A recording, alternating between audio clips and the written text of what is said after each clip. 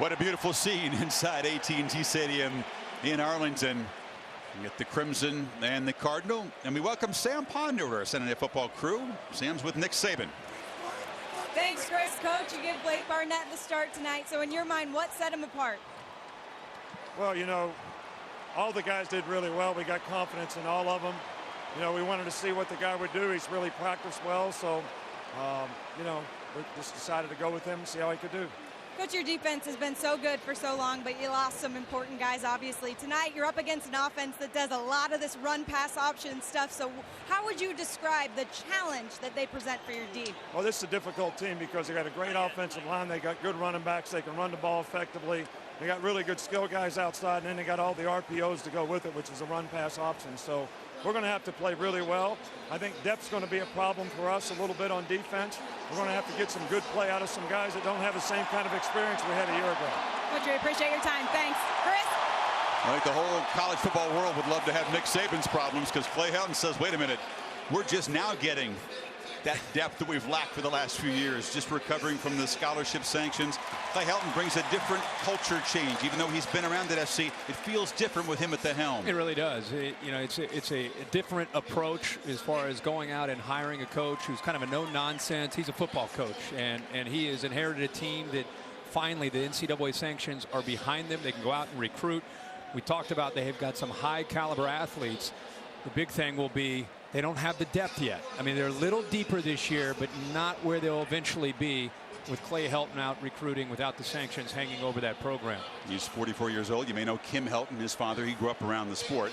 The Trojans for this opening game certainly made an entrance. The coach may be no nonsense, but this was this was a little exciting here. Kind of crawling and slowly making their way to the field. They look like they're ready. That kind of represents America when it comes to the college football season, how excited everybody is to see college football back this weekend. There was nobody holding them back. They just decided to make an entrance. Well, I think fans know that the accomplishments of these two programs. Pete Carroll raising the BCS trophy. They got 7 national championships. Alabama claims 11. SC with the edge in Heisman Trophy winners, and look how even they are in NFL first-round draft picks. Bama perhaps having the edge lately. If you're a traditionalist, all you have to do is just look at these two uniforms on the field together, and you just want to kick back and watch this game. I mean, to see Alabama and USC play each other in a regular season and in this great stadium, this is going to be a lot of fun. No doubt. It's always fun when the two traditional powers get together. Always fun on opening night to have some of those many questions we've been talking about for 9 months answered. And that guy's one of them right there. Max Brown filling in for Cody Kessler, as you said, 4th year in the program, waiting his turn. Kirk, all those reps and all those practices. It's a lifelong dream for him. He's never been the guy before in any game. Almost no experience against a quality opponent. And he's got a real high-quality opponent tonight. Yeah, 6'5", 220. I think being in the 4th year, they've said he's really demonstrated tremendous poise throughout summer camp, and that's why he won the job. He's out of the Seattle area, #1 ranked high school quarterback in America when he ended up selecting USC. Alabama won the toss. As you'd expect, they deferred. USC will get the football. So we'll see Adam Griffith, the senior kicker, one of the heroes of that championship game win over Clemson, because he has that perfectly executed onside kick that helped, pun intended, turn the tide in that game. USC hoping they can make a play on special teams tonight, Kirk. They've got some dangerous return men back there, including number 2, Adoree Jackson, the brilliant corner, sometimes receiver and special team star. You got Jack Jones, a young man, a freshman, with him. Here we go. The Tide and the Trojans from Texas.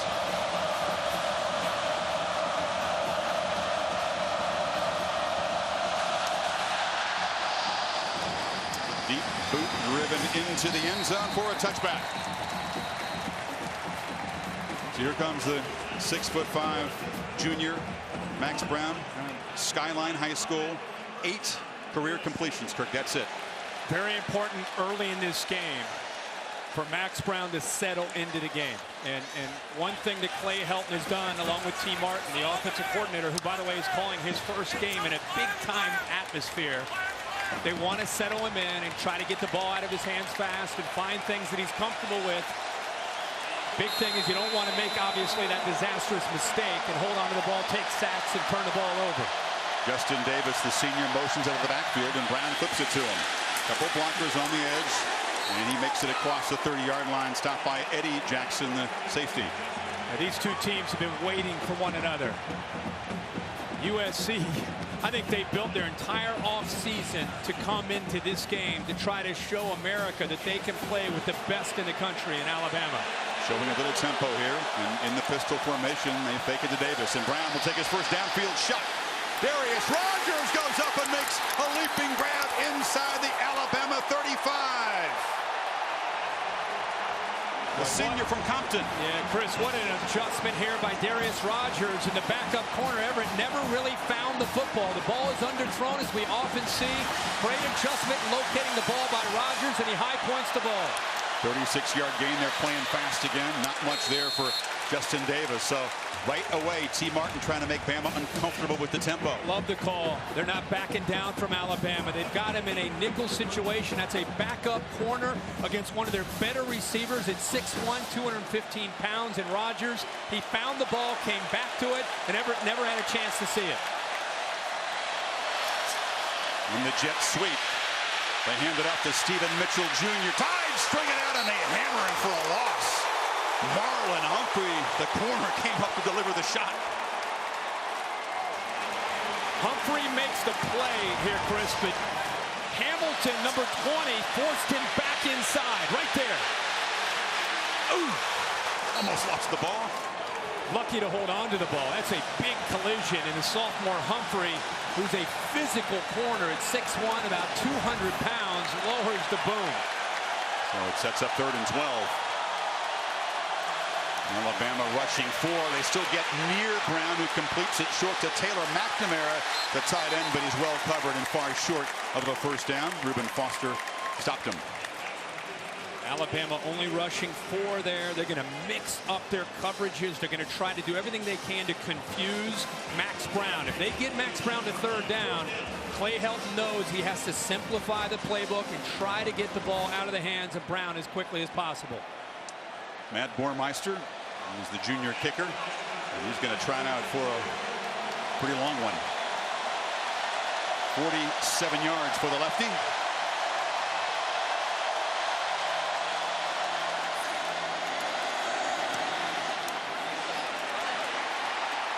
And it ricochets around and goes through.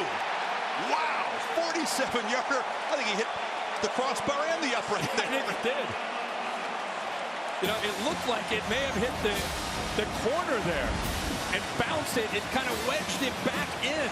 Hits the corner right at the base. Knocked it right. Hits the upright. Just rolling off the bar. So by that tiny margin, the Trojans convert that long pass from Brown to Rogers into 3 points. You won't see a field goal like that all season. He could try that 100 times. He wouldn't be able to do that. Hey, it looks pretty in the stat sheet. It says 3-0 on the board, right? Very promising start for the Trojans. I love that T. Martin had all summer to put together their game plan. You're playing mighty Alabama and Nick Saban, and they decide on the second play to give the strong-armed Max Brown a play that he's comfortable with, get back and throw it up in the air. And there's T, who played, of course, at Tennessee. See at the bottom there, replaced Peyton Manning, won the national championship for the Vols back in '98. But deciding to get aggressive is what got them ultimately in field goal range. And it also settled the quarterback down, Brown. And you spotted it. It was a little bit of a good matchup, too. The senior Rogers on Everett, the backup corner who's not as experienced as Humphrey and Micah Fitzpatrick. But after that big play, that Bama defense, they squeezed down and forced that field goal. Bormeister, after the ricochet field goal, kicks it away. Trevon Diggs, number 7 for Alabama, is a true freshman that has come in this summer and impressed the staff. He's going to share kickoff return duties with a veteran, Ardarius Stewart.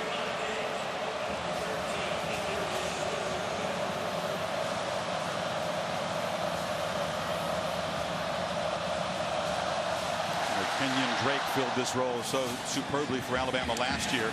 This is Diggs. The young guy's going to bring it out.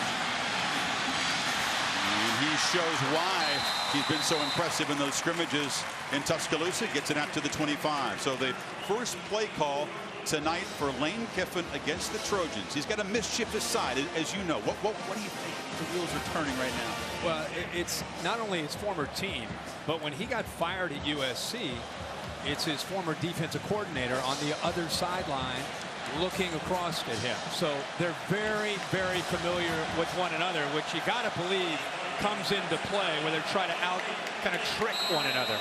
But how tricky can you get in the first snap of Blake Barnett's career? And there's the freshman from California. Under center, and Damian Harris. He's deep at tailback, but they hand it to Stewart around the end. And he's got a block from Ridley. And he's got a big gain out across the 40. The Chick-fil-A impact players. You look at this Alabama offense, and right now we're going to find out who eventually becomes the back. But Damian Harris is their leader. Calvin Ridley with a big block there. Hutchings and Adoree Jackson will be out man-to-man a lot on Calvin Ridley tonight. 17 yards on the first play. Quarterback keeps it, flips it to Ridley, who dropped it in the flat. So trying to get to the edge in the first two plays. Let's keep in mind, we've talked so much about Max Brown, but Blake Barnett, another guy out of California who is highly touted. A lot of the Alabama staff thought when he first came in, including Lane Kiffin, he might win the job last year. It didn't work out, so he redshirted, and he's kind of come on in camp to win the job over Cooper Bateman. He also kind of revved up trying to settle into this game. Gives it to Harris, who was hit hard and knocked down by the leader of that SC defense, Cam Smith. And Cam Smith had a great freshman year last year at SC. Talking to Clancy Pendergrass, their defensive coordinator, I said, when you go up against Lane and you got a young quarterback, what are you trying to do? And he said, obviously, we've got to take away their running game. We've got to fit right, take away their running game, and get Blake Barnett or Cooper Bateman, whoever the quarterback is, into some obvious passing situations, and then blitz them and be creative. Here he is, right here. Yeah, they're showing a lot of pressure against Barnett on 3rd and 9, aren't they? Look at all those Trojans crowding the line. Could all be about a disguise. You're bouncing in, giving him different looks, showing him one thing, going to another. Yeah, they do drop back, but they hit him hard. Knocked down, a sack. Leon McQuay and the linebacker Michael Hutchins converting on the quarterback, and it's a stop for SC. Well, that's exactly what they did. They walked their linebackers up looking like a blitz with Cameron Smith in the middle, and then they brought pressure with the nickelback McQuay off to the right. So Hutchins, 19, gets in. The nickelback off to the right gets in, but the offensive line confused on where that pressure was coming from. Ball came out, too. Very fortunate. SC didn't recover that. So J.K. Scott back to punt it away. Adoree Jackson waits. And the junior, one of the finest in the country, booms a high one, and a fair catch made back inside the 20.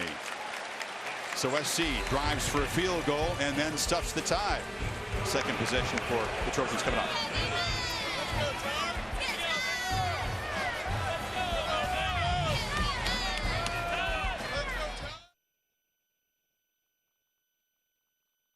A brace for a brutal gauntlet. Schedule in the country, but so far so good in the early stages as Justin Davis carries it straight ahead. Pat Hayden handing the reins off to another legend, Lynn Swann, who's been a popular choice. He goes to every single practice and offers tips to the players about football and about life. And they love having him around. It's great to see Lynn Swann back and having a chance to influence this program. There's John Robinson off to the right. Davis got 3 on first down. Now motions out to an empty backfield. And Brown flips it far side. Nice one-handed grab. It's Taylor McNamara, the senior from San Diego. She had a catch against Alabama when he was an Oklahoma player back in the Sugar Bowl, and that went over the tide. That's right. Interesting just looking out at this Alabama defense. So used to seeing guys that have been around, and Reggie Ragland is no longer out there in the NFL. Ashawn Robinson no longer out there. Jaron Reed, Cyrus Jones. It's like it's done so many times in this program that the baton has been handed, and we've got some new leaders now that are going to really represent and lead this Alabama defense. And try to get USC off the field here on 3rd and 3. A timeout is called. Sprinting down there and calling a timeout on the USC sideline was Helton. Jeremy Pruitt returns as defensive coordinator, comes back from Georgia, but it's his 7th season with Saban, so no change at all in the system, just some new roles. Yeah, and this is the group last year, and let's face it, they weren't just the leaders on defense, they led the team, and they were amazing. Kirby Smart, now the head coach at Georgia, is in a close game with North Carolina.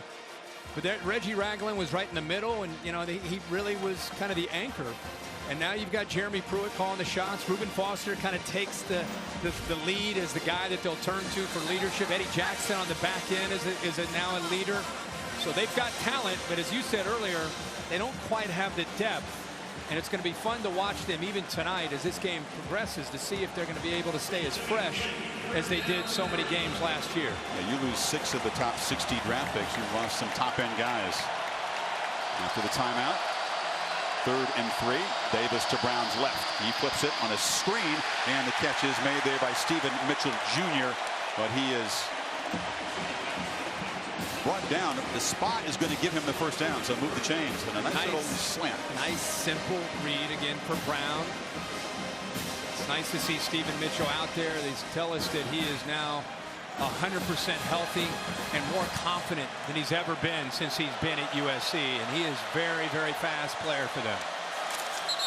There's a whistle before the handoff to Davis. Juju Smith-Schuster, Kirk, who's got 143 catches, gets so much of the attention. Full start. Offense, number 1. 5-yard penalty. It's first down. And he'll get a lot of attention tonight from Minkah Fitzpatrick. We had Rodgers make the catch already. We've seen Mitchell involved. Yeah, and I think Clay Helton knows that. We talked about avoiding critical errors, trying to get about 150 yards, which is a big ask for them and their offensive line. Limit the yards after catch, tackle well, and as we saw, get Alabama to 3rd down when they're on defense. On 1st and 15, Brown flips it far side to Rodgers.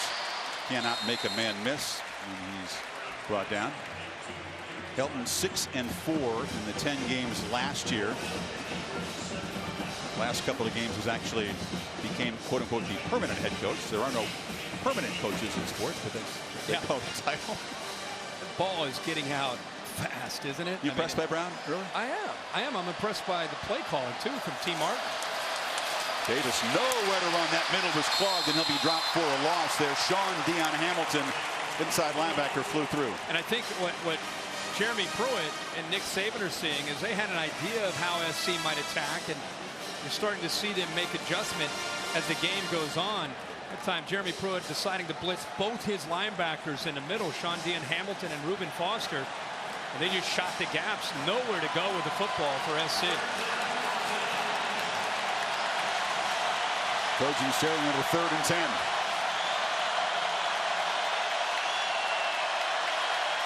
Bama rushing 4, but Brown is still pressured. Steps up, shows some speed, and bolts straight down the field before sliding into Alabama territory. Anderson was chasing him, Kirk, but he showed some quickness. Well, they played man-to-man, and watch Reuben Foster right in the middle turn his back. Right there, he's trying to stay with the receiver. He turns his back. There's no one there, and now Brown's going to go tempo here. 17-yard gain on 3rd down. Now Brown's going to loop the ball down here. First attempt for Juju Smith-Schuster, and a flag comes in. This is the matchup we talked about. Minkah Fitzpatrick, who had a spectacular freshman year, trying to stop the Trojans' top target. And he's trying to plead his case along with Nick Saban, saying that he never touched him. Defense, number 29. 15-yard penalty. Automatic. First down. Big 12 crew tonight, spotting interference. I think, again, the officials a lot of times, once you're beaten, it's about where your head placement is. I don't think it's as much about the contact. The officials recognize the head. And when your head's not turned around and locating the football, right away you start to become a guy that they're looking at. And if there's any contact at all, they're going to throw the flag. Like Cedric Ware, the sophomore from Cedar Hill High School in Texas, joining Davis in the backfield, and he's got it. He's a sophomore, only his 13th carry in a very short game.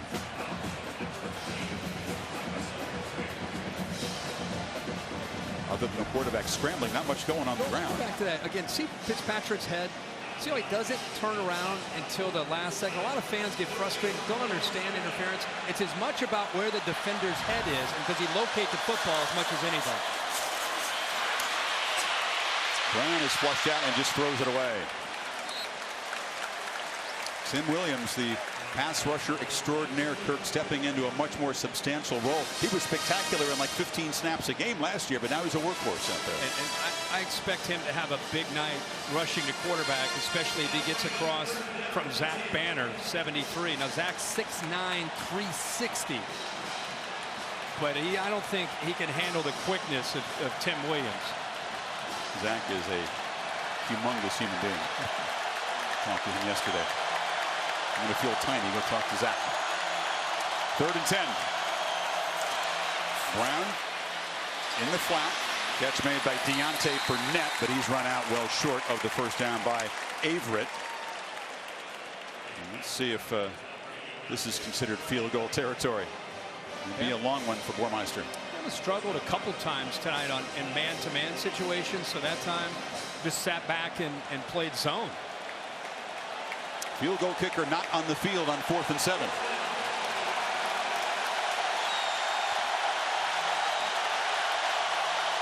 Alabama fans rising to their feet. Brown will be dropped. Anderson got him, and the Tide will take over. The senior, another great pass rusher on this defense. Yeah, he has speed, but Zach Banner, look to the right tackle. He's big, but he doesn't have the speed and quickness to be able to deal with Ryan Anderson or Tim Williams. That was a drop back where Max Brown held the ball for quite.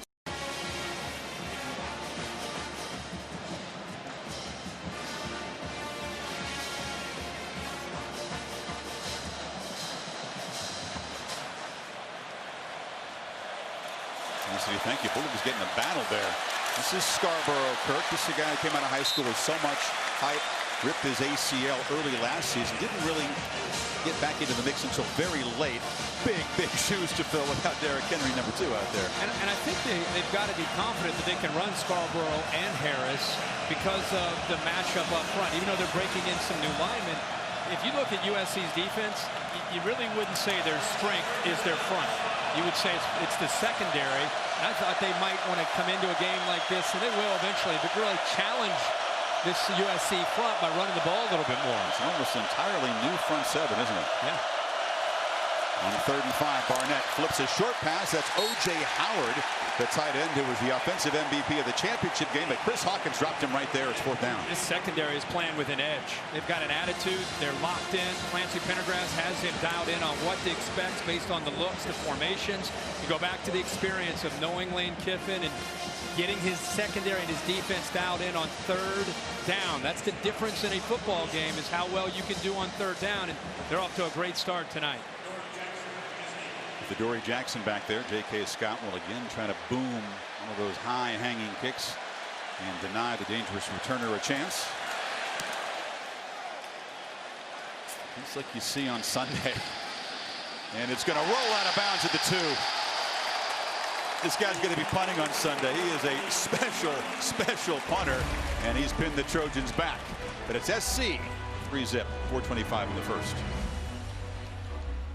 Walt Disney Company, who's got SC ties. I don't think Mr. Iger is neutral tonight. So pinned back.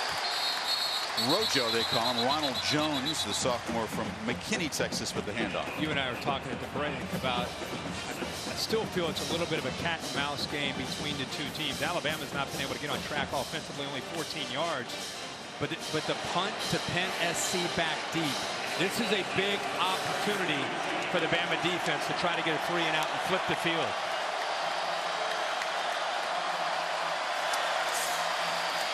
Brown from his end zone, and will just throw it away. There is nobody open. 3rd and long coming up. You know, he has that internal clock. He's playing Alabama, and he knows when he drops back, it's about 2.5 seconds, and you got to make a decision. Get rid of the football. You got to move out of the pocket, move the launching point. That time making a good decision, especially in his own end zone, to get rid of the ball. Now we're at that 3rd down. Now he's really got to get the ball out of his hands here before Tim Williams and Ryan Anderson on the edges can get to him.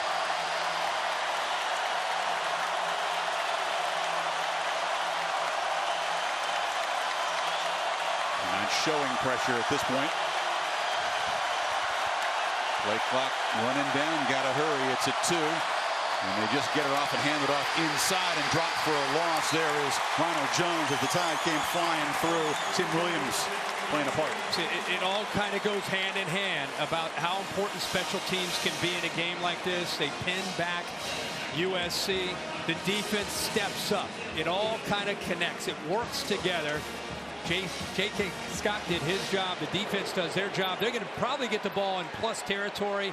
Now all of a sudden you're talking about a different approach for Lane Kiffin in the offense. It's again off to a slow start here. This is a pressure-packed first career punt at USC for Chris Tilby, the Aussie from Melbourne.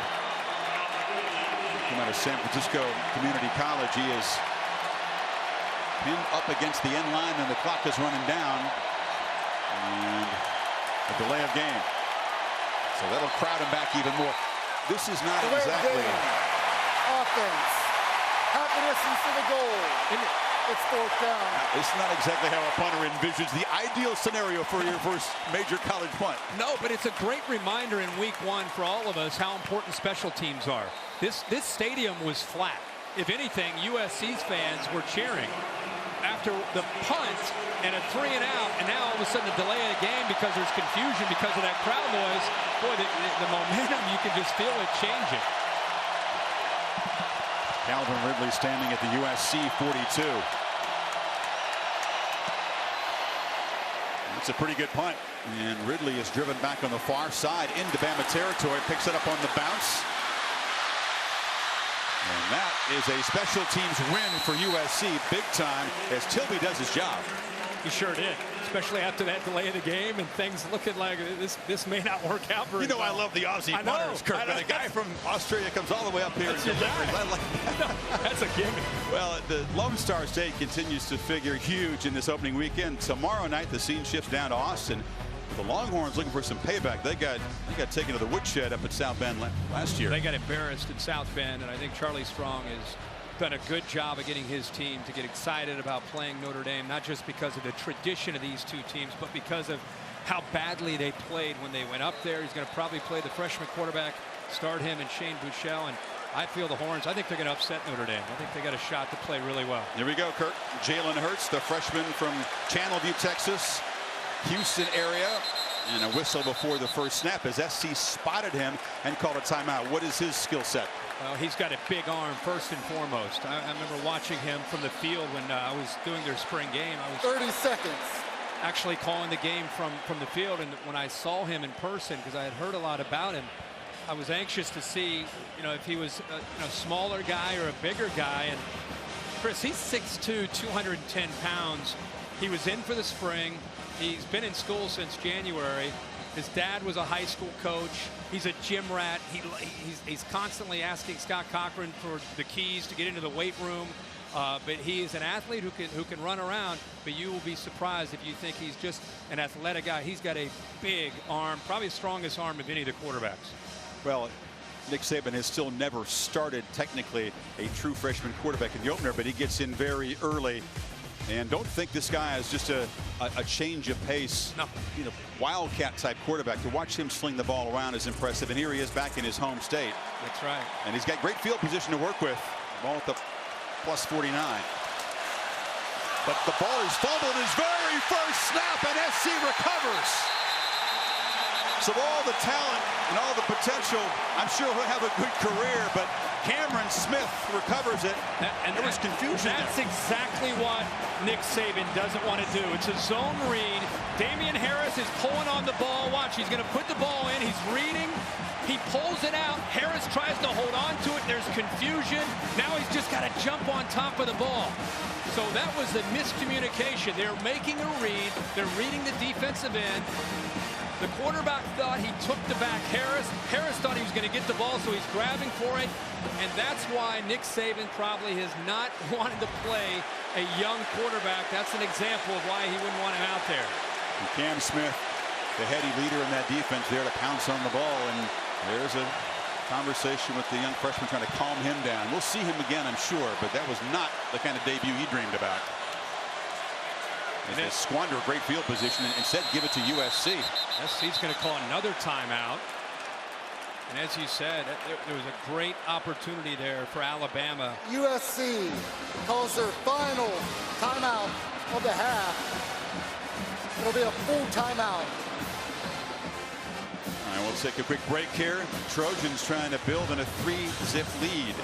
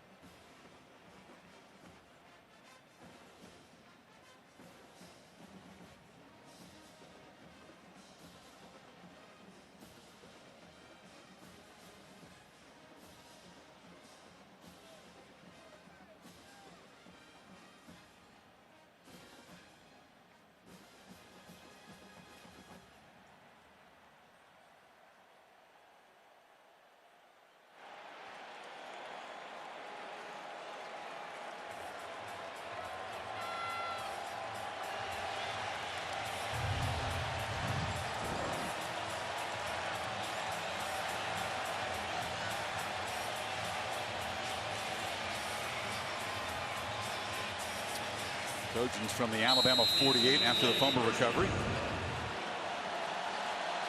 A little better than the last possession, Kirk. Took over at their own 2. This is Ronald Jones. There's just heavy traffic. Some things don't change. It's tough to run inside on Alabama. Down to Sam Ponder. Chris, that was worst case scenario for this defense, mostly because for the last few drives, they've been sucking wind, frankly, on the sideline. They were hooked up to oxygen. Nick Saban even came over to try and encourage them.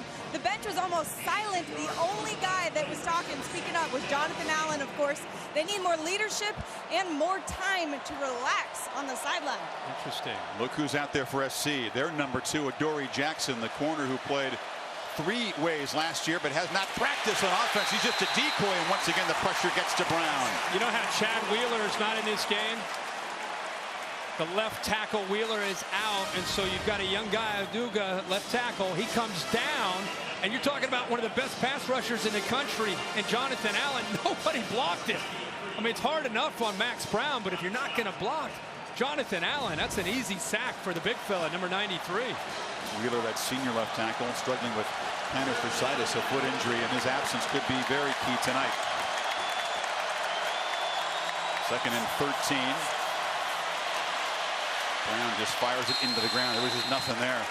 Well, you can feel that clock ticking in his head, as you said. That was so impressive by Ryan Anderson, Chris, because that was a screen, and you had 2 Alabama defensive linemen, Ryan Anderson and Jonathan Allen, who actually beat Ronald Jones out for the route. They were anticipating and expecting it. Nothing Brown could do there except throw the ball down and throw it away. All 3 of his incompletions have been throwaways, but besides the big connection with Rodgers that set up the field goal, really nothing at all downfield. So here's Tilby, feeling much more comfortable than his last punt.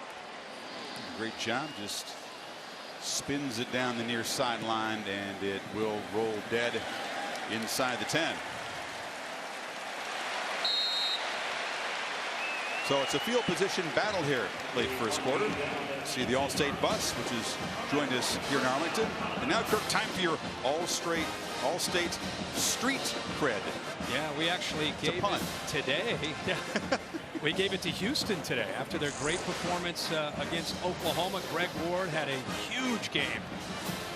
A lot of people knew he was going to have potentially a huge season, but got out of the gate against Oklahoma. And every week we do this on Twitter with hashtag Street Cred. It's a lot of fun. It's a way to kind of look for the team of the week.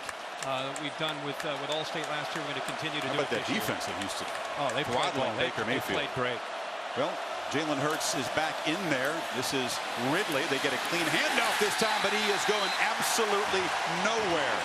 Leon McQuay III, the safety, got him for a loss. Well, they're trying to outflank USC. We've seen that now 3 times where they've tried to go with that jet sweep. The first time it worked, and since then USC has just been waiting there. I've been so impressed with the preparation of this USC secondary. They are dialed in, making great decisions, always in the right spot so far in this game. Final minute of the first quarter, and Bama has 11 yards of offense. Both Scarborough into heavy traffic. Nowhere to go. Michael Hutchings and crew grab on to Scarborough. It'll be third down. Clancy Pendergast is loading up these blitzes. He's known as an aggressive coordinator. That time he turned the middle linebacker loose, Cameron Smith. He actually got some penetration, but what's been even maybe more impressive is not just the blitzes by the backers. That defensive line up front is holding their own against the Alabama offensive line at the point of attack. Time running out in a forgettable first quarter for this Alabama offense as SC looking stout on defense. They make one big play downfield, that catch by Rodgers, but sets up a carom field goal, and that's the only scoring here in the first 15 minutes. We'll be back after this message and a word from your local ABC station. Stream Stores kickoff week. Double-digit underdog USC on top 3-0 after the first quarter. Our Dr. Pepper Championship Drive game of the week. All right, your Lane Kiffin, it's 3rd and 9. Your freshman's put it on the ground once. Let's see what he calls here on 3rd and 9, Kirk. He's got Hurts rolling out, cuts it back. He can't make enough Trojans miss. He's going to be stopped right there. Cameron Smith got him, and a punt comes up. He plays zone coverage on 3rd down against an athletic guy who has potential to pick up the first down with his legs, and all eyes are on him. All eyes are on him. You saw 5 or 6 white jerseys leveraging the football. There was nowhere for Hurts to go. Again, fundamentally sound USC defense. Scott in his end zone. And Jackson says, I'm going to back up this time. He's way back at the SC 40. And Scott drives it right about there. Won't be many return tonight with that kind of hang time. SC will take over, though, with, again, good field position. All right, partner, ready for tonight's Affleck trivia question with an Olympic twist. Athletes with USC ties earn 21 medals, tied with Cal for the 2nd most among NCAA programs. Which school won the unofficial gold medal for most medalists? That's a great question. You know, these are not athletes just from America. These schools attract athletes from all over the world. I got to think Stanford. That was my guess. I think the Pac-12 went 1, 2, 3. UCLA? I'm going to guess Stanford. I thought you were wrong. Okay, good. I'm going Stanford.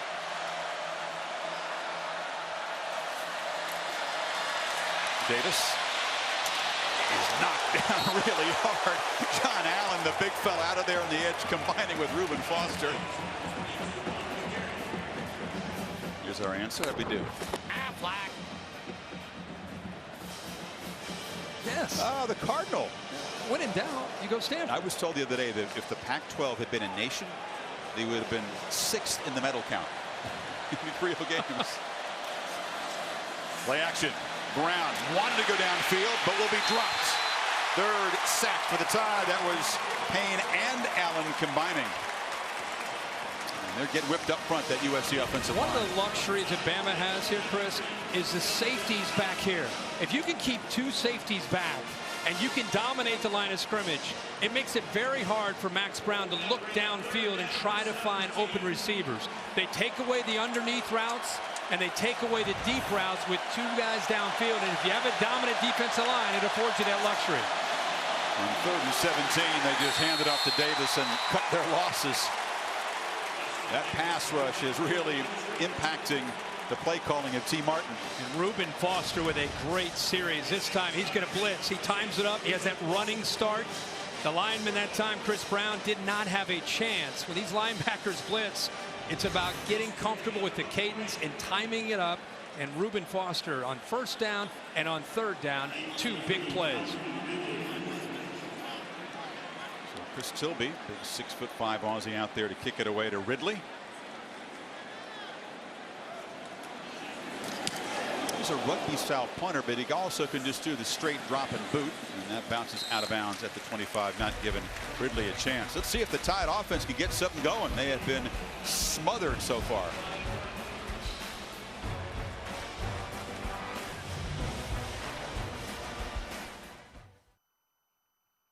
Questions now about the quarterback situation they did before. What does Kiffin do here? To me, I would try to stretch the field. I would try to take a shot downfield at some point here because they really haven't done that yet, just to give SC something to think about.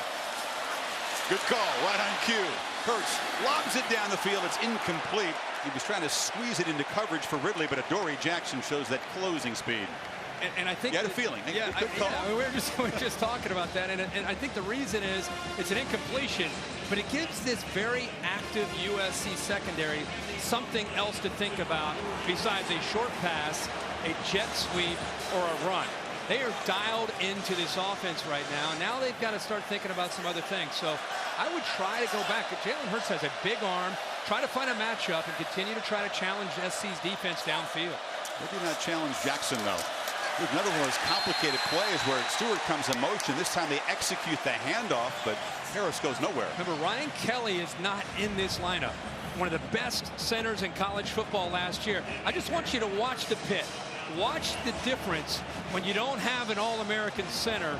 And you're talking about, on paper, when we came into this game, gee whiz, how is USC's defensive line going to match up against Alabama? Sure, there's some new bodies, but they're big, strong guys that should have an advantage. Boy, they are getting whipped up front right now by this SC front. There's Noah Jefferson in number 91, a good-looking sophomore from Las Vegas. They need 10 on third down. It's Howard in motion. They got to hurry. Hurts rolling out. Shows the big arm. Throws a rope on the sidelines. Let's check the spot. Ridley's got it. And it's going to be a first down. Just. Give you an indication of the arm strength from Jalen Hurts.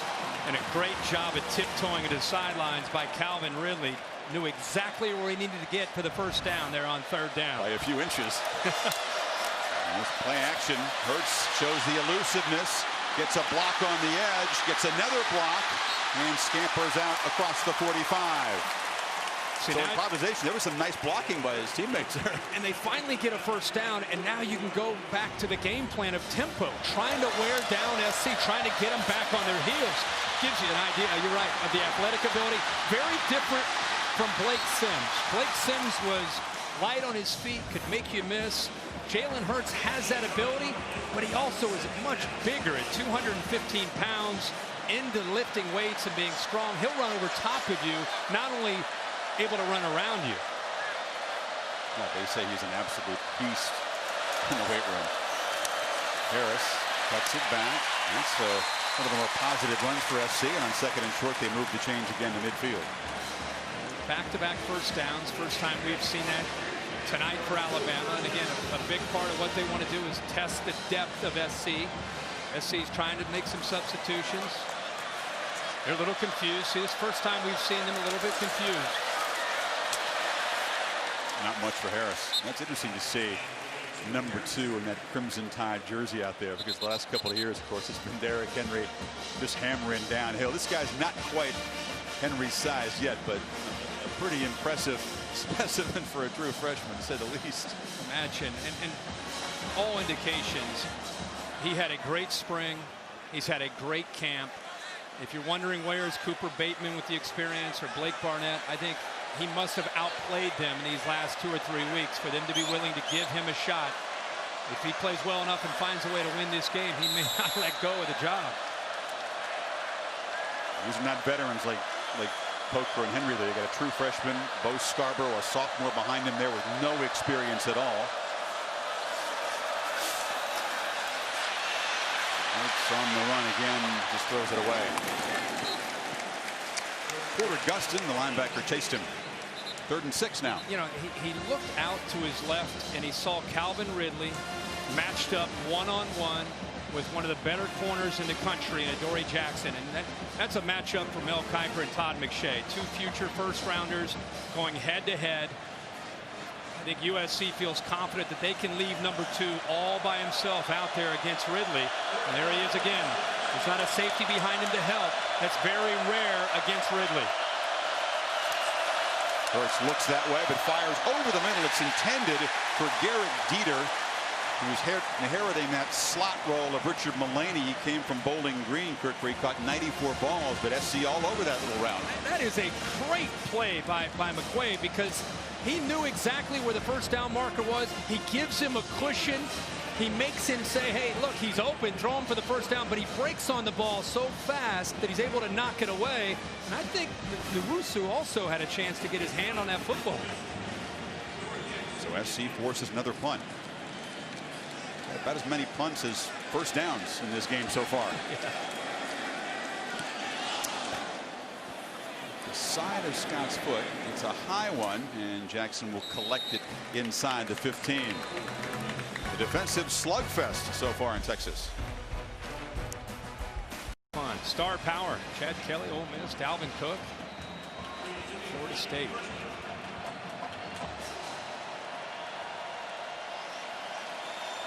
SC goes to work, nursing a 3-point lead, and Brown loops it far side. Just no chance there for Smith-Schuster. Very well covered by Marlon Humphrey. Well, Humphrey had the coverage, and Eddie Jackson had his back. It goes back to the point about how Alabama typically tries to keep two safeties back. And when you have two safeties back, one is responsible for one half of the field deep, and one is responsible for the other half deep. And it makes it incredibly hard to find little creases to be able to make a throw. And an out and up might beat a corner, but it doesn't beat the safety. That time, you had both Humphrey and Jackson there. Davis motions out, but Brown miscommunication there. He looked it down there, but Darius Rogers broke off the route. It'll be 3rd and 10.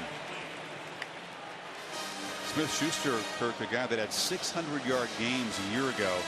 So they've got him, Ridley on the other side, but the attention paid to the two top receivers very evident so far. Yeah, they're doing a really good job making them work to get off the line. And like I said, when you have corners that are physical and safeties over the top, you got to find some inside throws to either slot receivers or tight ends, because it's very, very tough right now on the outside for SC.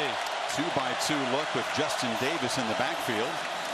Brown delivered short, would have been nowhere near a first down. Again, Juju Smith-Schuster crowded by Fitzpatrick. Here comes a punt. Great job of reading the eyes of Max Brown. Looked it the entire way, was looking towards Smith-Schuster. You can see the defense. They got a great jump on the ball. Minkah Fitzpatrick, who is one of the more talented defenders on this Alabama defense, jumped the route perfectly, comes around with the right hand and knocks that ball away. You see some frustration on the face of Smith-Schuster. He's just not used to being blanketed like this. Conversation between Brown there and his right tackle Banner. Started 7 for 7, just 1 of 7 since. And that pass rush a big reason. Both punters very busy tonight. There's the Aussie Tilby again. Tide peel back to set up a return. It's a low kick. Ridley can't get to it. And spins backwards out of bounds right near midfield. That's where the Tide will take over. 9:02 until halftime.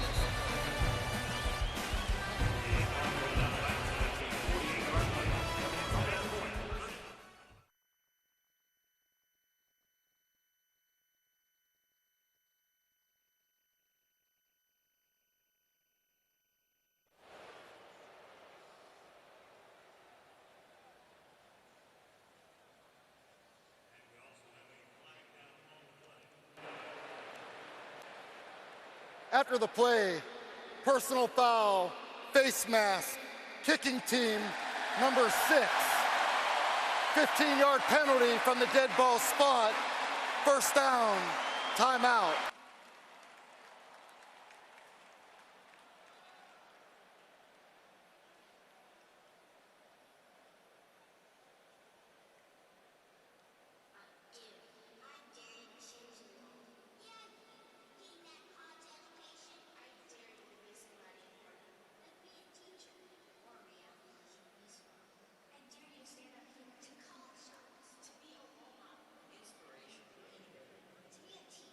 Alabama, as you said, deepest they've been in SC territory. See if Lane Kiffin decides to be aggressive or a little bit more conservative.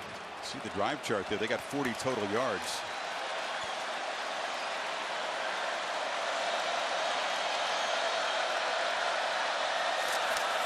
Again, they fake that little jet sweep and hand it off inside to B.J. Emmons, the true freshman, gets his first carry. They must have thought that play was going to work. Kiffins called it a lot. It hasn't. No, it hasn't.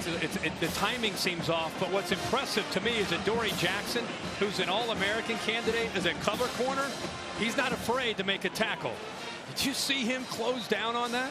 I mean, he looked like a safety coming down that play. 5'11", 185 pounds. He's going to eventually be paid on Sundays to cover people, but he likes to hit. That was beautiful. He's not afraid of anything. Hurts rolls out, flips it. Howard has to awkwardly make a catch and will lose yardage. Timing again off on that play, and Marvell Tell dropped him. Yards after the catch. Big emphasis this entire week out in Los Angeles for this defense. Clancy Pendergast has talked all week about it with his team. Guys are going to throw a lot of the quick throws. Lane Kiffin likes the run pass options, and the ball's going to get out quick. We've got to take away the talented receivers after the catch. Tide, who are 2 for 8 on third down, need 13. Hurts shows the arm, throws it into the end zone for a touchdown. Darius Stewart. A taste of what this talented true freshman quarterback can do, and the Tide take the lead.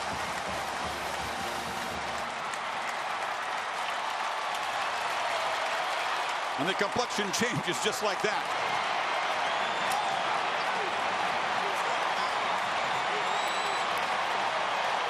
"49 yards to the veteran from the rookie." Yeah, great arm strength. It gives you an idea what he can do. And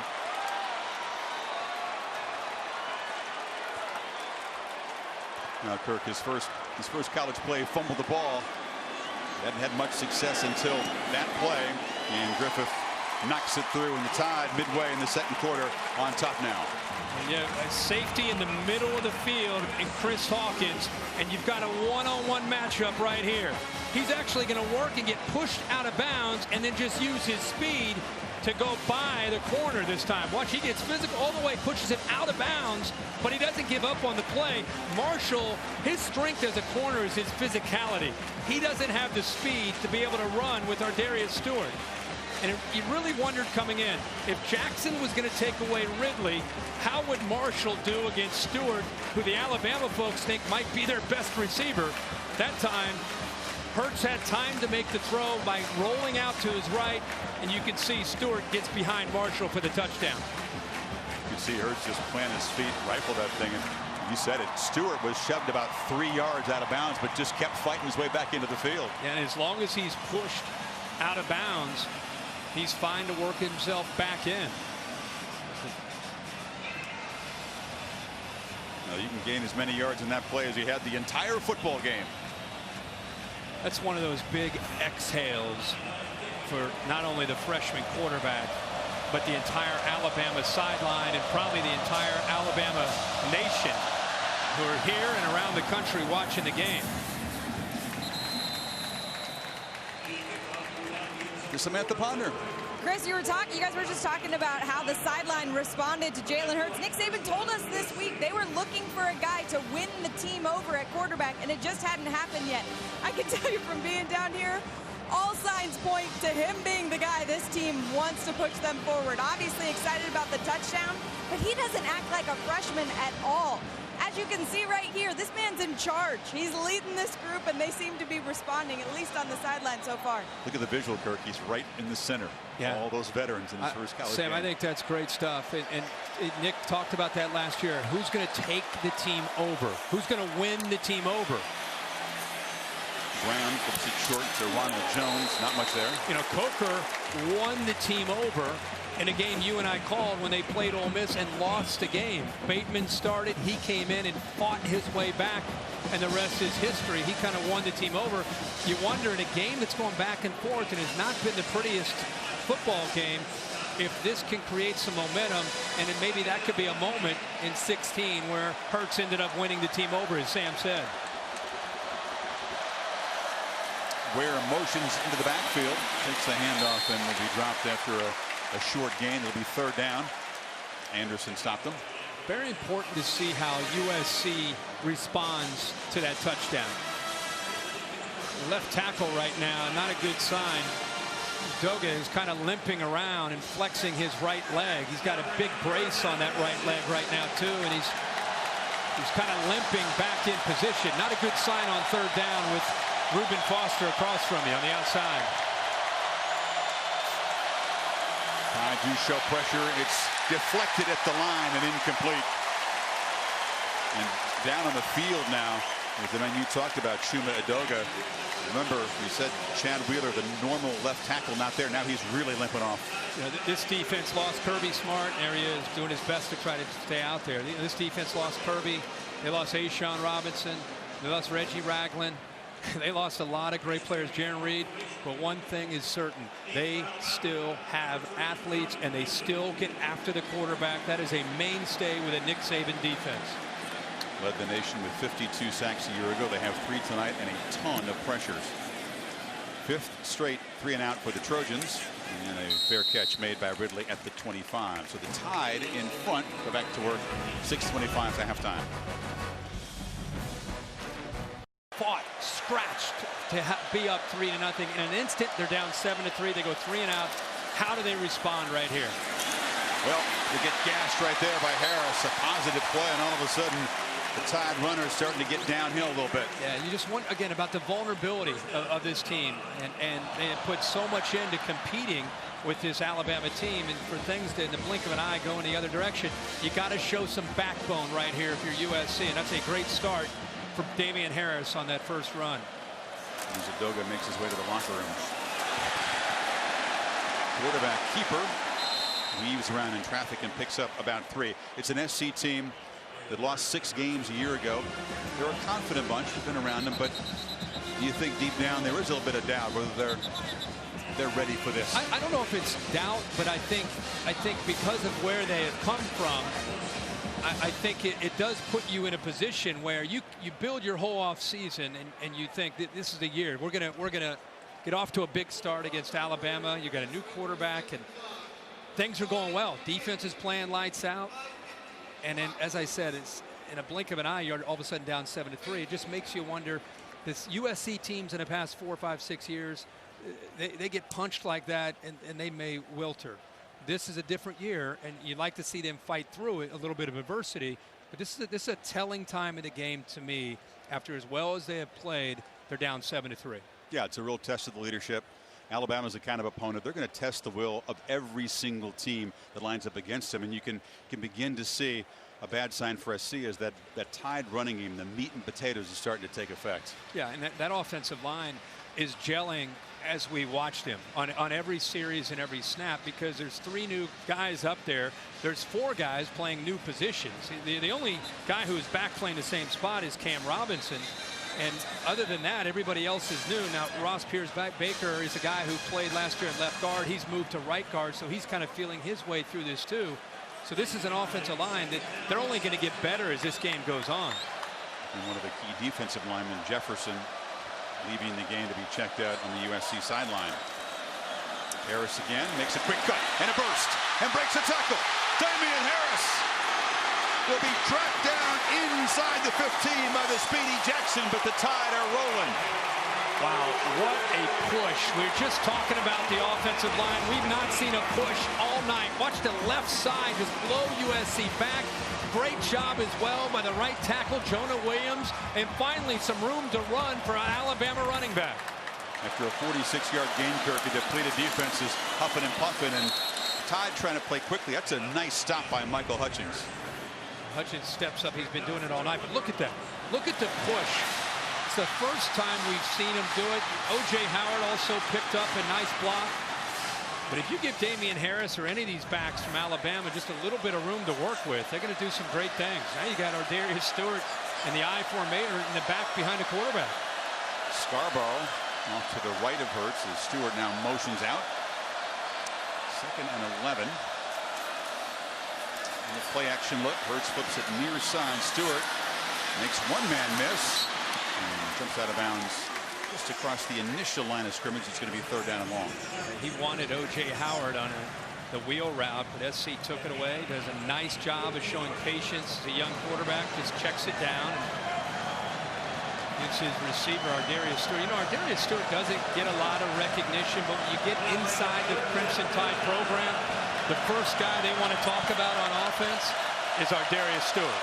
A real leader and a real playmaker, while most of the attention goes to the sophomore Ridley. Third downs have been a nightmare for the Tide. This is a straight quarterback keeper. Hurts, not much there. He was 2 for 10. They had the one big touchdown play, but they have really struggled on third down. Marshall forced him out. Nice job by SC after giving up the big run. They forced a field goal here. So we'll see Adam Griffith, the senior. 36 field goals in his career. Got off to a rough start last year, but an incredibly strong finish. 28 yards for the young man born in Poland.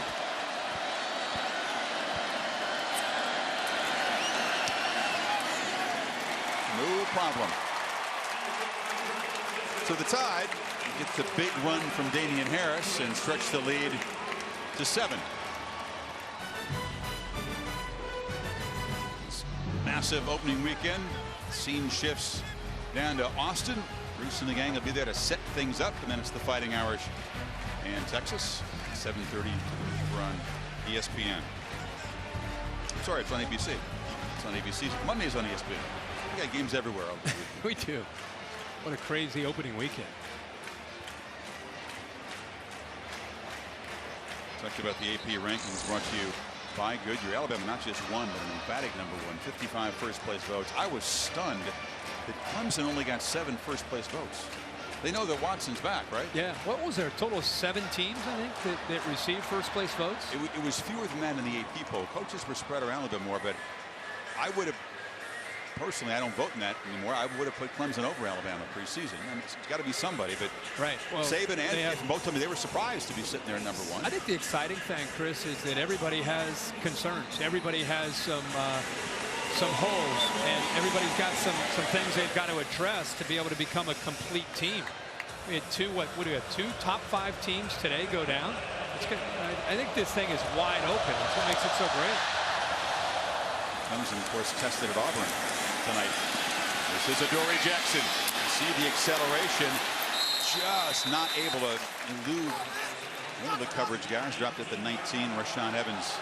Nice play. Now a flag comes in, a scuffle well after the whistle. It's Hootie Jones down there for Alabama. Harrison as well. Yeah, it's going to go on USC. Looks like Jabari Ruffin, number 40. Yeah, he stomped right on top of an Alabama football player, and Adoree Jackson's trying to help him out right there.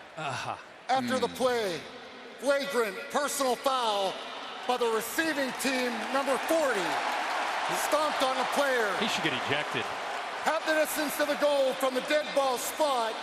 Number 40 has disqualified himself from the game. No question. That's great job by the officials. Inexcusable. He didn't just stomp on him. He stomped him in a bad area. Yeah, not exactly. But beyond that, look at Adoree Jackson, number 2, his teammate. He's trying to help him out. He gets pushed from an Alabama player, Harrison, and then as Adoree Jackson's right there, the left foot. Oh my gosh. I'm glad it was right in front of the referee. He saw everything unfold, made the call quickly, didn't hesitate. 40's out of the game. Great call. And the Trojans are backed up to the 10-yard line. We call that a direct red card in soccer. You're out. Goodbye. This is Davis. And there just hasn't been any running room up the middle tonight against Bama. With some of the issues that USC has had off the field, the depth at linebacker is already a problem. And now you take Ruffin out of the lineup and Clay Helton. If depth becomes an issue, it's already a challenge for SC. All of a sudden you lose another body that's capable of playing outside linebacker because of a stupid mistake. Ruffin was a backup, a senior though, but you're right.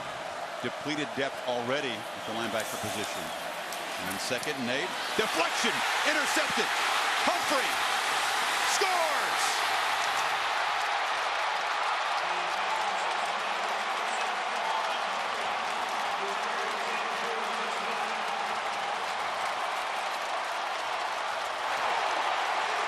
unbelievably dramatic turnaround.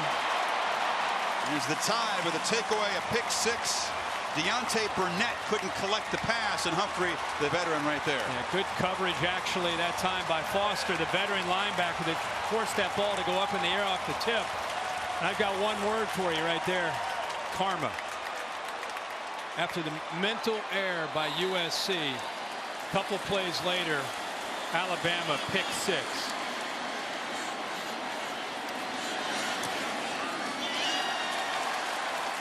An 18-yard interception return, another non-offensive touchdown for the Tide, continuing last year's trend. We've got a receiver coming across. Right here is Reuben Foster. Watch how he picks him up. Good awareness. As he comes across, the ball's high. He's just there on good coverage, and because of the coverage, it made it tough for Burnett to be able to bring the ball in. And anytime that ball is tipped in the middle of the field, it's going to go up. And you got Alabama defensive backs that are ball hawks just waiting for it. And Humphrey, of course, makes the play, and once he caught the ball, he's walking to the end zone. Humphrey, a freshman All-American, he made that key recovery of the onside kick in the championship game. And now SC, which was already reeling in an even deeper hole, down a couple scores. Helton thinking, let's just get to halftime and regroup. Yeah. Without further damage.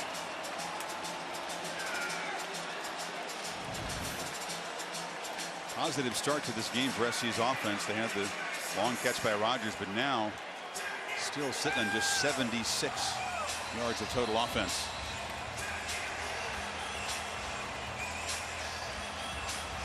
Defense didn't just stop you. You take it and score often. Always a big stat at the end of the year for Bama, non-offensive touchdowns. On the hop, Jackson. There's a little crease. Adoree Jackson can't quite escape, but takes it out across the 40. You go back to what you said. Now you want to just maybe get to halftime. It's 17-3. You got 2.5 minutes to go to the end of the half. All of a sudden, a big return by Jackson to the 40. Now all of a sudden, I think your mindset may change a little bit if you're Clay Helton. Good point. You know, they have not been able. I talked about all their tremendous skill and all the athletes.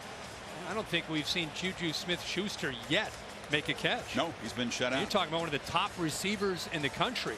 We saw some frustration from him earlier, but Bama doing a great job of taking away all those big weapons that Max Brown has.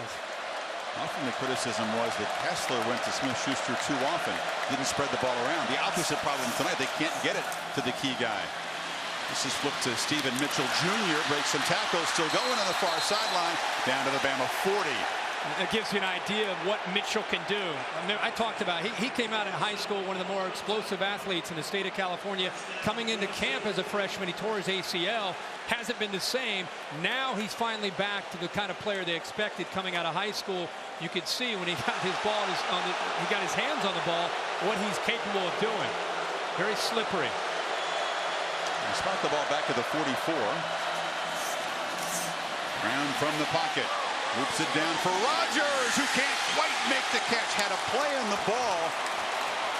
Again, they worked on Averett, the man they beat earlier. That was catchable. Yeah, and Nick Saban's out halfway on the field yelling at him. That must be their film study. When they go to that 3 and 4 wide receiver look, and they get Nick Saban and Jeremy Pruitt with 5-6 defensive backs, that's the matchup that they want. The experience of Rodgers as a senior, going up matched up against a junior, Anthony Averett, who's not played a lot of football for the Crimson Tide. Would have been a difficult catch, but the kind of play SC needs to make to get back in this.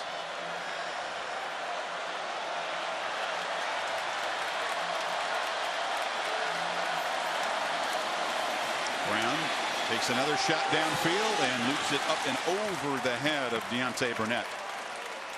Clay Helton and T. Martin, even though the momentum is clearly in favor of Alabama, this game beginning to slip away. Instead of backing down, they're stepping in and trying to make some big plays. Max Brown looking to stretch this Alabama defense vertically, trying to find matchups that he feels are favorable.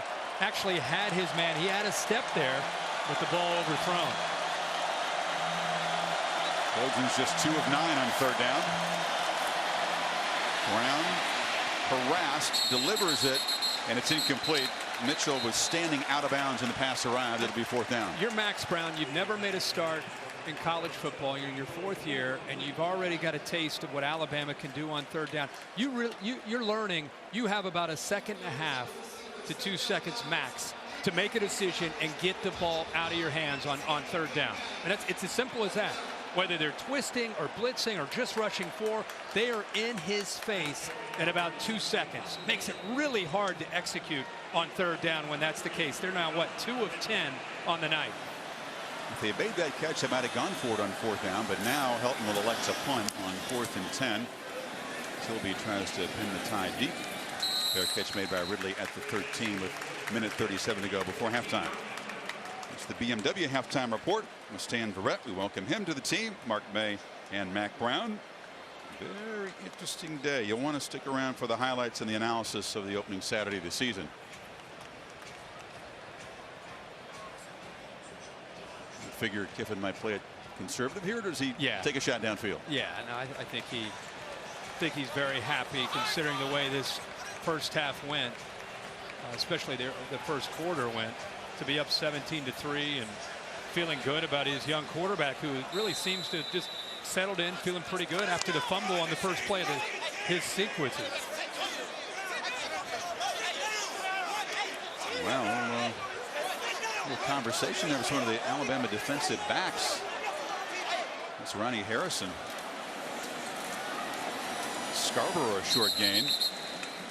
Don't often see that in an Alabama sideline. No, he was looking to get after somebody. I don't know if it was a coach or one of his teammates, but he's been chippy all night. There's Coach Saban trying to calm him down. He is fired up. Harrison's second start in a good freshman year. Guy shifted over from quarterback where he played in high school to defense. Nick has got him calmed down for the moment. 2nd and 7 approaching minutes ago.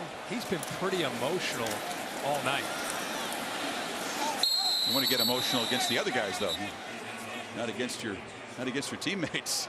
No, he's kind of lost control down there, and Alabama's trying to just move past this. Maybe getting him in at halftime and just kind of settling everybody down to be good. Well, if you're T. Martin running that USC offense, you're going to have to go in and figure out what you can do, what Max Brown feels comfortable doing against that fierce Tide pass rush. The ground game really hasn't contributed too much for USC. Alabama with just the one big touchdown pass and the pick 6 by Humphrey.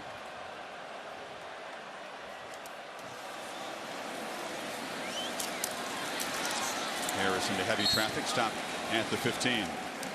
So this Tide team got off to a very slow start. Got the touchdown pass to ignite them, and then the pick 6, and they lead 17-3 at the break. Now we welcome in Stan Verrett tonight, who has got some big shoes to fill.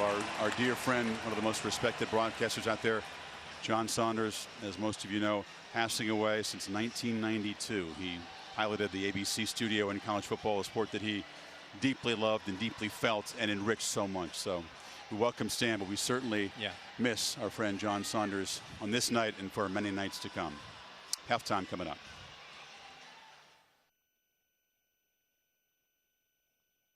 Kickoff week. Jalen Hurts didn't have to wait long. The true freshman comes in at quarterback, and after fumbling the football on his very first college play, he got things going, chucked it downfield. A touchdown pass to our Darius Stewart, Kirk, as the Tide, after spotting SC a field goal, scored 17 points in about 5 minutes and seemed to have things for now going their way. Yeah, it was a game obviously that started very slow for Alabama's offense, but the one thing they can always count on is their defense playing great football, keeping them in a football game, and eventually they got the momentum swung in their favor, and just like that with the pick 6, next thing you know, they're up 17-3. Max Brown, the toughest possible opponent, the debut of your college career. He was sacked 3 times. Our Pacific Life game summary shows you that Blake Barnett got the start, didn't last a whole much time there. No, the offense really stuck and just could not get anything going. The SC defense playing with a lot of confidence. This is a turning point. Jalen Hurts gets outside of the pocket, intentional rollout, finds all alone our Darius Stewart, And then here, another next series, they get a pick six off a tip pass, and Humphrey walks into the end zone, and Alabama captures momentum and a 14-point lead. And now you see Alabama starts this second half with the football. SC's defense, which early in this game playing with such confidence, started to lose that confidence in the last couple series against Bama. Bama's like that big heavyweight. You can throw some jabs at him early. You can get ahead on the judges' scorecard, but you're not hurting him. Then eventually they're going to land a big body shot or two. And the other that's thing what happened. It's 60 minutes when you play Alabama. You might have a good series or a good quarter or a good half, but you better be ready to bring it for 60 minutes when you play an Alabama team, because they're not going to let up. No, sir. And Jalen Hurts, fascinating to watch. This guy with so much hype, so much promise and potential, lighted up in scrimmages, which is very hard to do against Bama's defense. And how would that all translate when the lights come on? And I know you've been impressed by his composure, his comportment. It definitely doesn't look like it's too big for him or too fast for him. No, not at all. There's a presence about him. We have Joshua Jacobs, another freshman, right next to him right now. They said this young man can really hit a hole and has tremendous speed out of Tulsa, Oklahoma. You've seen Emmons and Jacobs, both true freshmen, in the game. Damian Harris has gotten the bulk of the carries so far. Got to hurry. And there it is. Joshua Jacobs' first college carry, short gain across the 30. Very rare for Nick Saban, of course. Has always been that tailback tandem. Has always had a returning, experienced guy. For the first time ever, not this year. No, not only that, but this is Alabama, and it's week 1, and you've got a true freshman quarterback in the backfield and a true freshman running back together. And the true freshman quarterback keeps it. Trojans string it out, and he's shoved out by Porter Gustin. It'll be third down. It's not just the physical ability that Jalen Hurts brings, I think, to the table for Alabama and for Lane Kiffin. I think it is the intangibles that they really like. I mean, we saw a great shot of him on the sideline with the offense, and they were kind of in a V shape, and he was right in the middle on a folding chair, and they're looking at him for the answers. He's a true freshman. I thought that was a very telling visual. They have struggled a lot on third down. They need 6 here. Just 2 for 8 tonight. Not talked about Derek Dieter, who's on the slot to the left, who's a great option on third downs. Hurts instead looks to the right, and breaking wide open is Stewart. They won't catch him.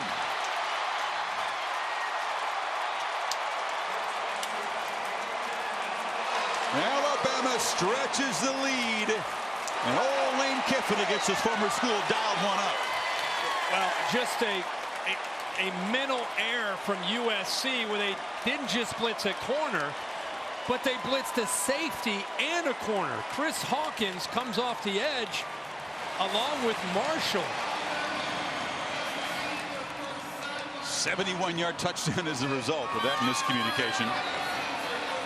Monster night for Ardarius Stewart. It's been number 13, not number 3. Catching passes tonight from the freshman. And Griffith to stretch it to a 21-point lead.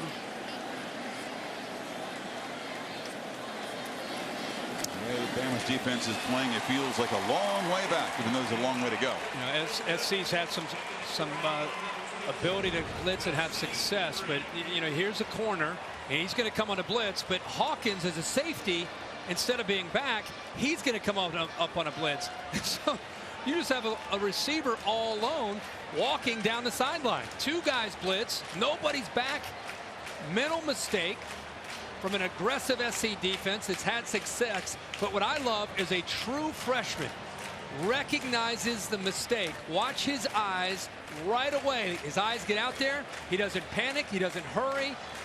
He doesn't get too excited. He recognized it, put the ball out there, and Stewart does the rest for his second touchdown of the night.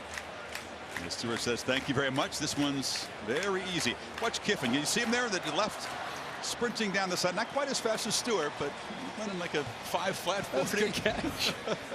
That's good. I usually find that. That was beautiful. We usually see him kind of raise his arms and signal a touchdown before it happens. He decided he's going to escort the receiver down the sideline. That's good. Look, you can say all you want that it's no factor, it's not personal. Are you kidding me? I mean, man was fired at the airport. Right. After they came back from Arizona Thanks for State. coming. See you later. This is Jackson trying to create a desperately needed spark for SC. Bouncing around. Good return out across the 30. To Samantha Ponder. I caught up with Nick Saban coming off the field, and he was pretty animated. I asked him to assess Jalen Hurts, and obviously this is before all that just happened. He must have gotten through to him. He said actually the reason they went with Jalen is because Blake Barnett just seemed nervous out there. He was happy with how Jalen was playing, but really upset about the offensive line and the amount of blocking. He said they were making it way too difficult on the freshmen. Apparently Nick Saban got through to him because they seem all right now, Chris. Exactly right, Sam. You spotted something in Barnett early, Craig. You felt that maybe there was a look in the eye that signaled he wasn't quite comfortable. No, he looked unsettled and unsure after his first 3 or 4 series.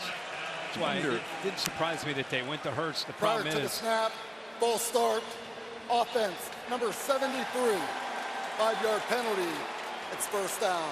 problem is, Chris, when you give a guy like Hurts a chance, you may not get the job back. I mean, Jalen Hurts may be the quarterback the rest of the way.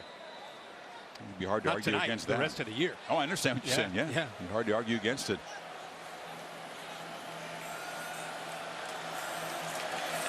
You fake it to Davis and flip it to Mitchell. And you cannot escape. Minkah Fitzpatrick grabbed it. You wonder for the USC side, whether Sam Darnold, the redshirt freshman out of California, guy that was competing with Max Brown, less experience, but a great skill set, throws a terrific ball, great athlete. Might he get a turn? Because I thought SC might use 2 guys tonight. I think it'd be crazy not to use Sam Darnold. I think he's going to get out there. As you mentioned, he can throw the football. They say first and foremost he has a big arm, but he also can help keep a play alive and run around and make plays. I think you'll see him at some point. 13 here, broken up. Jonathan Allen got a hand up. And he's the guy that is sort of inherited that Jaron Reed, Ashawn Robinson leadership role up front. Watch his instincts. Look at his eyes. He's waiting. He's waiting as a defensive lineman. Times it up. Almost came up with the interception. That's a guy that's played a lot of football. He's put 25 pounds of muscle on from the last couple years. But that time, just waiting for Max Brown, trying to time it up, timed it up perfectly, and almost came up with an interception. He's one of those guys that has improved his diet, dropped some weight. There's quite a few in the Alabama defense. On 3rd and 13, the pressure comes. Brown dumps it off. It's incomplete. Just no chance. Reuben Foster, the linebacker, was tracking the tight end McNamara. Last year, Alabama could get after a quarterback, and we always bragged about the diversity and the depth and the best defensive line. They are rushing 4 defensive linemen, and you have less than 2 seconds to get the ball out until you're going to get hit. That's not normal in college football. To have 7 in coverage playing zone and to be able to rush 4 and make a quarterback get rid of the football that quickly. So Alabama did it last year, and after 2 quarters and a series, they're doing it again in 16.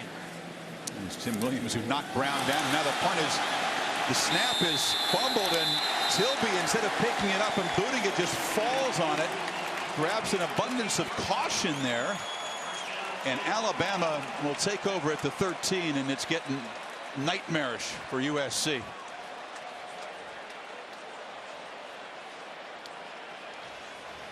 Well, he just lost the ball.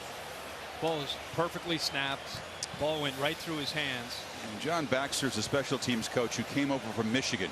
He was the coach there at Michigan when they had the fumble punt snap and it was blocked in the nightmarish play. So he's come back to USC. Excellent special teams coach, but that was not what he hoped this punter would do. You got to get it up, just try to get something on the ball.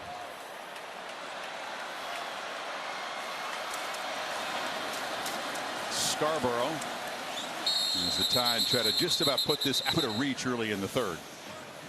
If I'm Clay Helton and I'm on the sideline and I'm officially, it's no longer an interim tag, I'm the head coach at USC and this is my team and we're going in a new direction, and I'm watching this right now, I'd have a pen and a little piece of paper, and I'd be taking notes about who wants to compete. Who wants to compete in 2016, or who's going to shut it down? Hurts with the keeper. Just gets the corner inside the 5. Gustin dropped him down. It'll be 3rd and about a yard and a half. Because this defense was playing with a lot of attitude early and a lot of confidence early. And obviously they're sensing that their offense is going to have a long night. You don't feel that same energy that you felt early in the game. Now that one touchdown throw really changed everything, didn't it? Scarborough muscling forward. It'll be 1st and goal for Alabama. They just keep rotating different backs in there. Staying fresh with Scarborough, Harris. We've seen Josh Jacobs get in there, the other true freshman. Sure, at some point we'll see B.J. Emmons, another true freshman out of Charlotte, North Carolina. They have 4 backs that they have a lot of confidence in.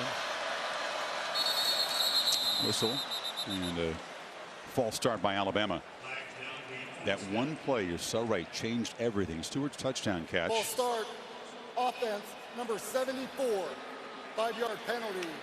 It's 1st down. And consider what you've had since then. You had an ejection, Jabari Ruffin. You had a pick 6, a coverage bust, a punt snap just dropped and fallen on. Yeah, it's been an avalanche. It went fast. I mean, it didn't gradually get away from them. It just happened in the blink of an eye. I think it's a combination of their own doing and self-destructing, but also Alabama is starting to kind of get some traction and create some of their confidence after trying to replace all those great players from a year ago. Empty backfield. It's a straight ahead run, and Hurts goes straight ahead for a touchdown. His first rushing touchdown. A very promising looking career. You know, this is what you're going to have to defend now with Alabama. It's kind of like when Blake Sims was there, but with Hurts, the freshman, there's more power. It's not just great athletic ability and speed. He'll run over a linebacker as well. So not only do you have to deal with Kiffin and the run pass options and everything that he does in the passing game with Ardarius Stewart, Calvin Ridley, and O.J. Howard. If Hurts ends up being the guy, now you've got a running quarterback who can run with speed and power, something I don't think we've ever seen a Nick Saban offense have. They cash in the muffed punt snap, 13-yard touchdown drive. Looks like we will see Sam Darnold, the redshirt freshman at quarterback for SC.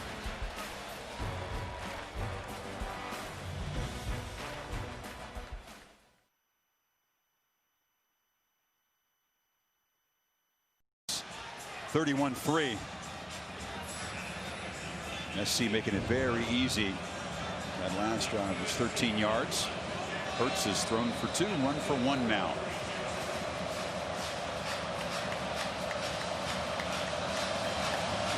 SC will have to change at quarterback. This is Griffith with a sky kickoff, very short, bounces around, still loose, and now collected.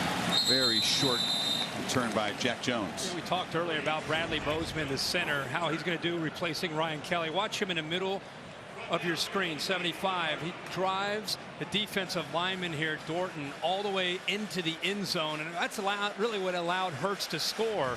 But Bozeman, I think, starting to settle in, trying to fill the big shoes of Ryan Kelly. You mentioned Kelly in the open. Here's a guy who's one of the great centers ever at Alabama, and there's a great tradition. He's going to be a day 1 starter for the Colts. Snapping the ball to Andrew Luck. Imagine being the guy that's got to fill in for that and then having a game like this. Yeah, everybody's talking about replacing Derrick Henry or Jake Coker, but you talk to Alabama, it's more about who's going to replace Ryan Kelly. Well, replacing Brown at quarterback is Sam Darnold, big strong guy, and Sam, it's not an easy position to come in, but Sam's waited for this chance. No, it's not. Clay Helton came over to him and let him know he was going in. Max Brown actually warmed him up right after that, and Clay came and told Max to stay ready, to keep his helmet on, that he might go back in. I'm not going to lie, though, Chris, looking at Sam right before he ran out, he looked nervous. That first completion was good, but we'll see how he does here. The San Clemente High School ran for a touchdown. He almost bobbled the snap, and it's a mishandled handoff to Rojo, Ronald Jones is dropped and everything is going wrong for SC. We saw the other freshman quarterback when he first got in there for Alabama. Jalen Hurts fumbled one. That time that snap came back so fast. He was lucky he was able to secure it. San Clemente High School, he was an amazing athlete. Played linebacker, played receiver, played basketball, played baseball. He's one of these kind of guys that they feel down the road can be a very special quarterback for USC. I love that they're getting him some reps tonight because that could pay off down the road once they get ready for conference play. Tough 3rd and 10 against this pressure. Donald just rolls out and runs for his life, and Rashaan Evans forced him out, and here comes yet another 3 and out. Again, rushing 4. Evans moves from linebacker down to that defensive end spot. They get a lot of speed on the field when you get to 3rd down, and it's a race to the quarterback. Those 4 guys, it's who can get there first. And Tilby, who fumbled the last snap and then just fell on it, back again. SC getting off to that positive start. Suffocated since. Tilby gets the point away. It's a good one. And Ridley makes the fair catch at the 38. And that's where the Tide will take over, trying to stretch this big lead.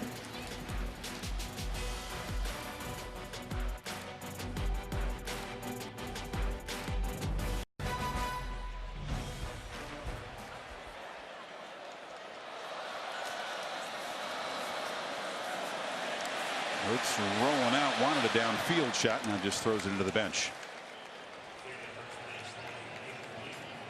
Take a look at the Pacific Life game summary, Kirk. Max Brown for SC. Long awaited start. Began 7 for 7, 4 for 17 since. Hurts began with a fumble, but has gotten a lot better. Hurts, of course, has settled in and made some plays. See at the bottom there as well, 26 yards rushing and the touchdown in the last series. Max Brown, a rough night, 11 of 24, only 88 yards. This has to do with his inexperience and Alabama's defense doing a great job of pressuring him every time he drops back to throw.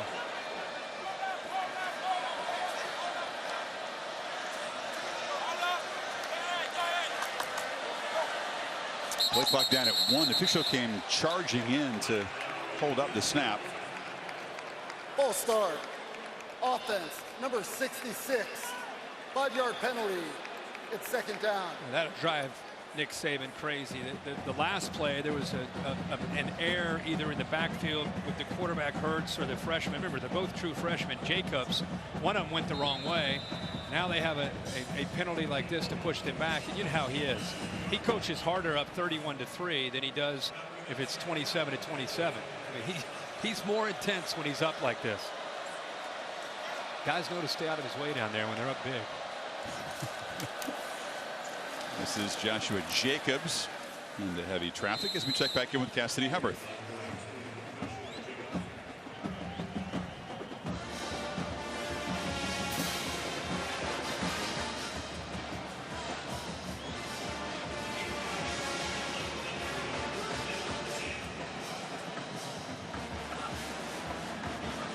Maybe surprisingly low scoring.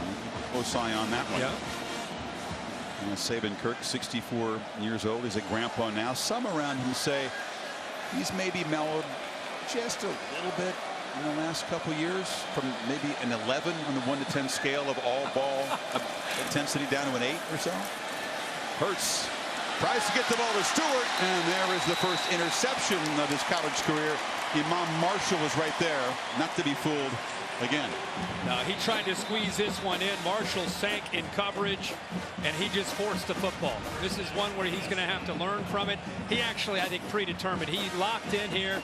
There's nobody underneath the route to try to make the corner have to settle. So instead, he sinks back, gets right in the way of it, and the young freshman makes one of his first mental mistakes.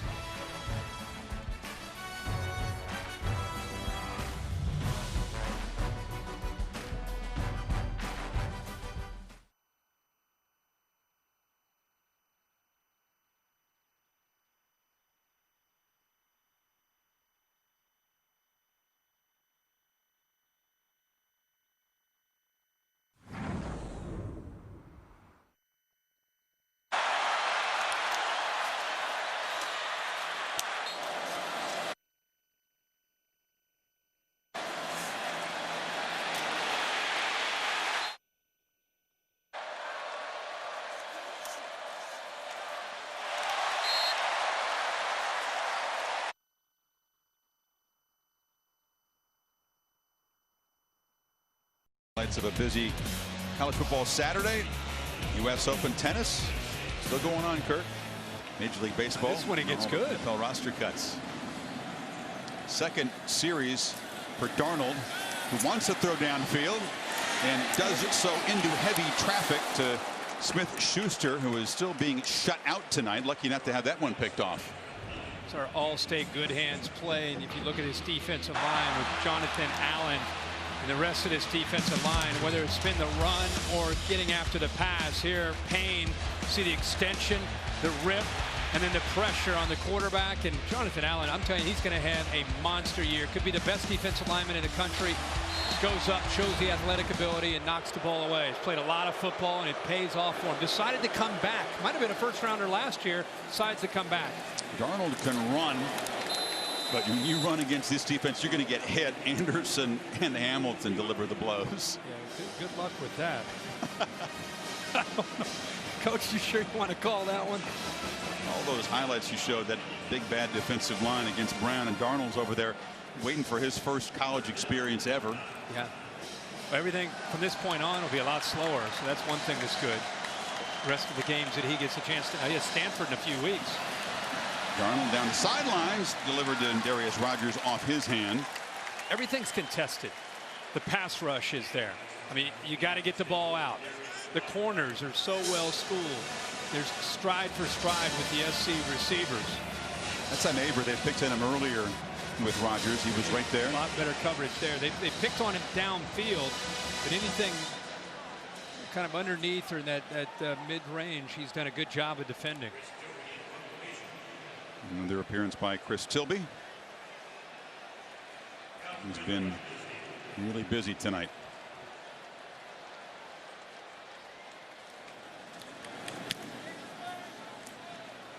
Ridley will have a chance. But the Trojans fly down on coverage and drop him at the 14.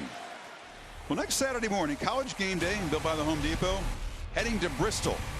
Not Connecticut, not the home office, Kirk. The Motor Speedway, the Pilot Flying J battle at Bristol. The Hokies and the Volunteers, who are very lucky to be 1-0. Yeah, that game day appearance almost blew up on Thursday night with Appalachian State. They played, that was a combination of really good Appalachian State and a really flat Tennessee team. I think they're capable of playing much better than they played on Thursday night. Look at this.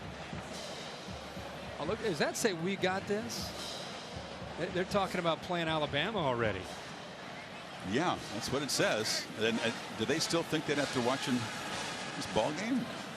Little swag for a bunch that almost lost to the Mountaineers. B.J. Emmons, ball comes out. He's able to recover it. You gotta love the SEC though. They were watching on this giant screen as A&M was battling UCLA. Of course, the Trojans rival. Things going back and forth late in the game, and then into overtime. And Alabama fans rooting for A&M. I don't think the Trojan fans necessarily pulling for UCLA. It was hard to tell. No. But they were oohing and eyeing whatever was going on. That was a great finish. What a great game. He's surviving. This is Harris bursting free again. Stutter step. Damian Harris off to the races. Jackson giving chase and able to track him down at the 5. Harris will not win that foot race against the speedy Jackson, but he's having a night. Chris, watch Bozeman, the center, again, right here. Double team with Cotton, and then Cotton works up to the linebacker, and that's where he's able to find the seam. Great combination, double team, linebacker, and that's exactly where Harris goes. And then, of course, he makes the safety miss, who came up and run support. Poor effort by Tell, the safety, but great job by the line up front and by the sophomore, Damian Harris, who I think is a great fit in this system. He got 73 yards, and now Hurts rolls out and scampers in.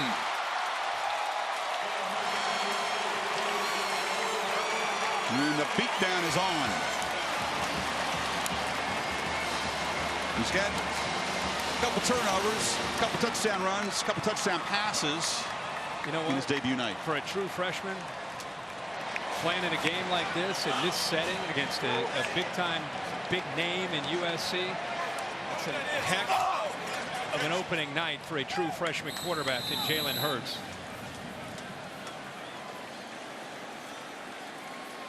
Damian Harris and that offensive line did all the hard work to set up that score.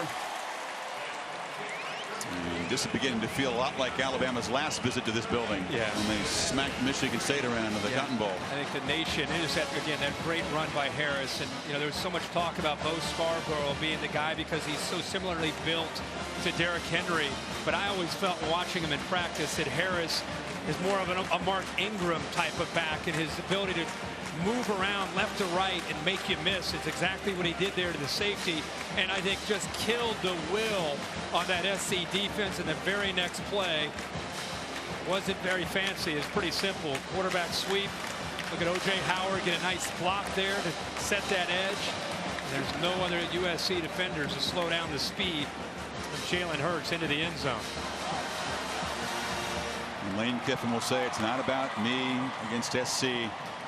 But it's still pretty satisfying. You know, he's dogging him about getting caught from behind. That's what he's getting. That's what he's getting. I don't know how many running backs are going to run away from Adoree Jackson. That's true. He's like a track guy. Well, that's what he's an Olympic long jump contender. I mean, the dude's about one of the fastest guys in the sport. Lane's still going to bust on him. I mean, anytime you get caught, it doesn't matter if it's anybody chasing you down.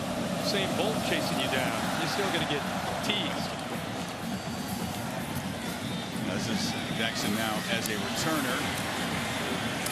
Doesn't seem too gassed from chasing down Harris. Still fighting for every yard. He's still competing out there. Monday night, this opening weekend in college football will wrap up. Will be in Orlando. Ole Miss and Chad Kelly against Dalvin Cook and the Seminoles. 8 o'clock on ESPN. Star power in that game.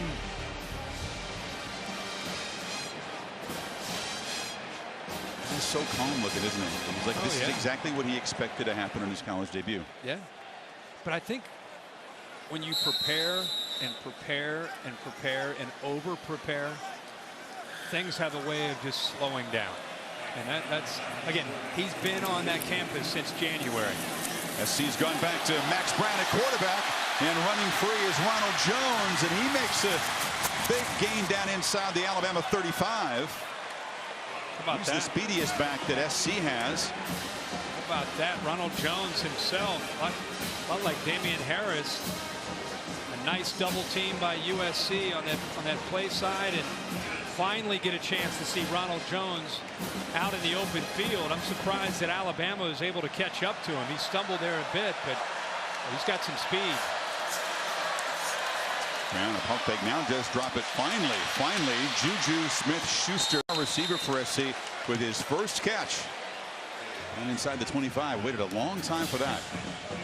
First catch, who would have thought that? 5 minutes to go in the third quarter. A guy who you would expect to have come in tonight and had plenty of opportunities, but Bama has shut him down, made him a priority, and forced Max Brown to look elsewhere to try to have any kind of production.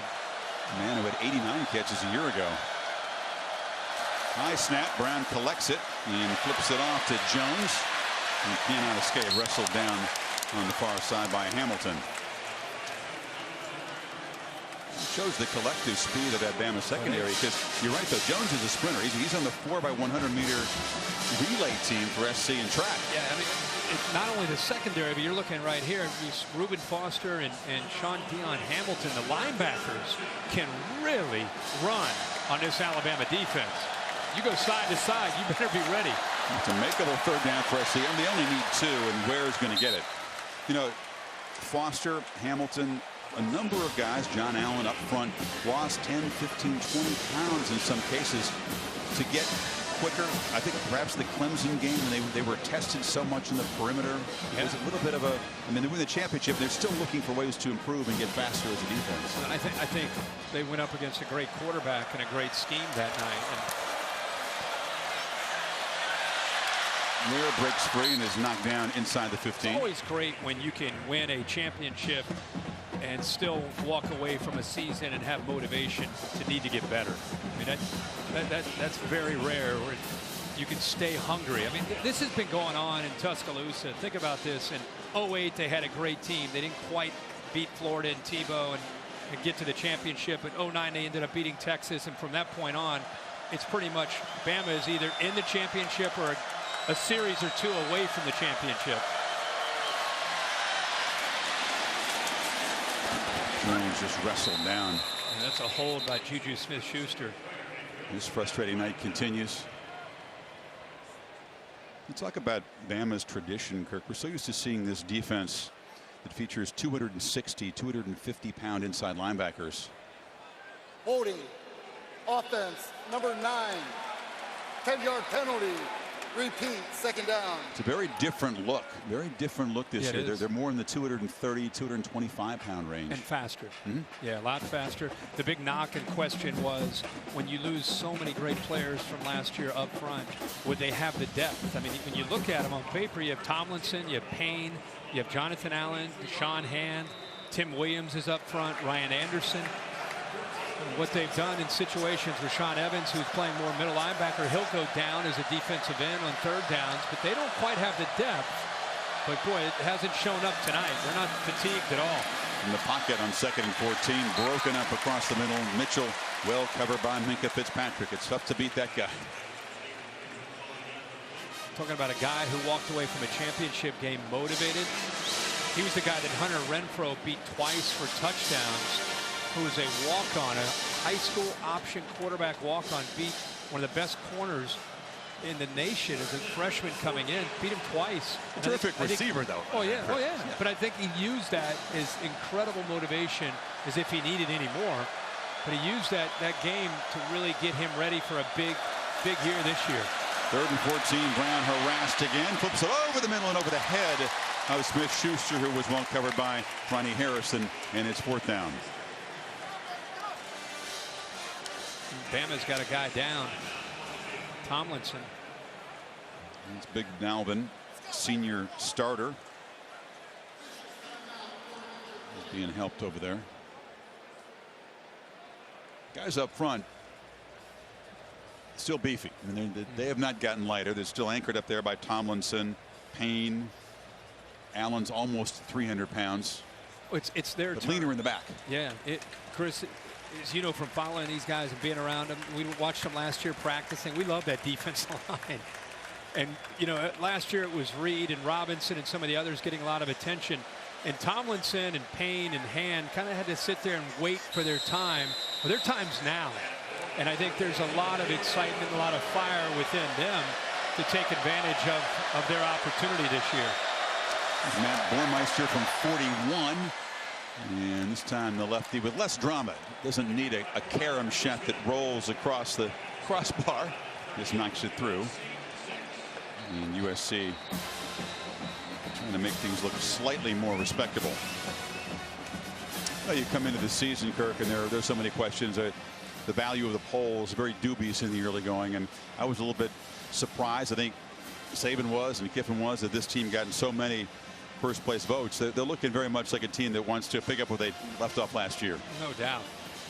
Off to a slow start offensively, but not the defense. The defense came in locked in, ready to go, and it's just going to be, we knew before this game started that this team had a chance to be one of the best defenses in the country, if not the #1 defense. And as we leave tonight, they haven't done anything to make us think any differently. The offense is only going to get better, and it looks like it's Jalen Hurts' show. And that's what we've learned tonight. And they're going to only grow and only become that much more challenging to defend as he gets more experience, and his ability to run and throw becomes a problem for defenses in the SEC to try to slow down, because it's not just Lane trying to throw it with all the things he can do. Now you got to deal with a quarterback that can create. That's a nightmare for a defensive coordinator. Yeah, that's a great point. And an O-line that looks like they're going to be a problem for opponents as well. Kickoff will bounce out of bounds, so the Tide will take over at the 35. Let's check the Pacific Life game summary. Jalen Hurts, you couldn't have a less exciting debut to a college career. A miscommunication, the fumble, and the Trojans pounced on it. Couldn't capitalize on it, and then things got going. This is the play that ignited the entire team. Stewart knocked out of bounds, comes back in, makes the catch. He kind of jumped into that throw and threw it perfectly to Stewart. And last time they had a football, he walks around the edge there into the end zone, and I think he's just continued. How about after the fumble? It wasn't, oh my gosh, panic, let's go back to Blake Barnett. It was just hey, he's a freshman, made a mistake. Let's put him right back out there and let him kind of get his feet underneath him and give him a chance to make more plays. Well, let's take a look at Blake Barnett, who was the starter. Now it looks like he's coming in on mop-up duty after Hurts sits down, and Barnett escapes, and he'll be dropped for a short loss. Let's see, second sack tonight. The reason why Barnett was taken out, Nick Saban telling Sam that he just looked a little nervous. Didn't seem like he had the right look in his eye. Now far more relaxing to come into the ball game up 32. Would you say? Yeah, no doubt about it.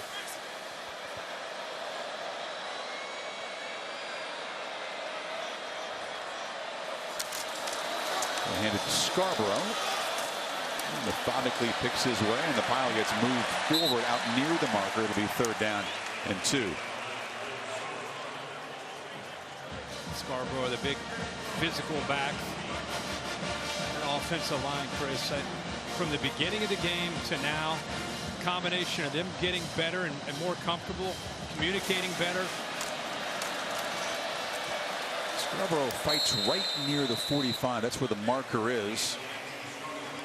And I think where they're going to spot it, it's going to give a first down to the Tide.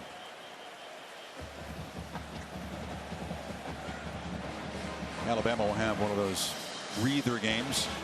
Western Kentucky next week. That's the team that fell down running out in the field before the game the other night. That does not bode well when Alabama's coming up next. I'm just saying.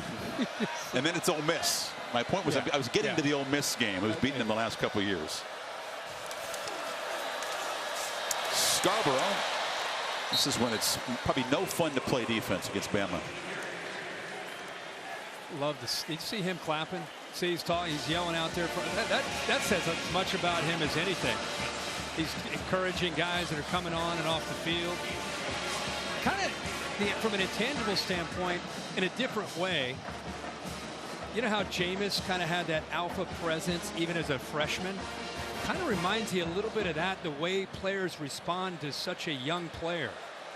I see your point. A different personality style, though, wouldn't you say? Totally, I mean, Jameis was so big and so gregarious. I'm just saying the way the team responds to him. This is Barnett. Delivers down the field, and O.J. Howard hauls it in and has a 1st and goal for Alabama. And the hero of the championship game victory makes a play. He wanted one-on-one matchup to his right. Watch his eyes. He has Ardarius Stewart. He thinks he's going to go there. Comes off of it, moves the safety to the right, and opens it up for our O.J. Howard, who we've not seen a lot of tonight. But a good job by Barnett that time. Thinking he had the matchup off to the right, came off of it, and found Howard with a step or two on his man.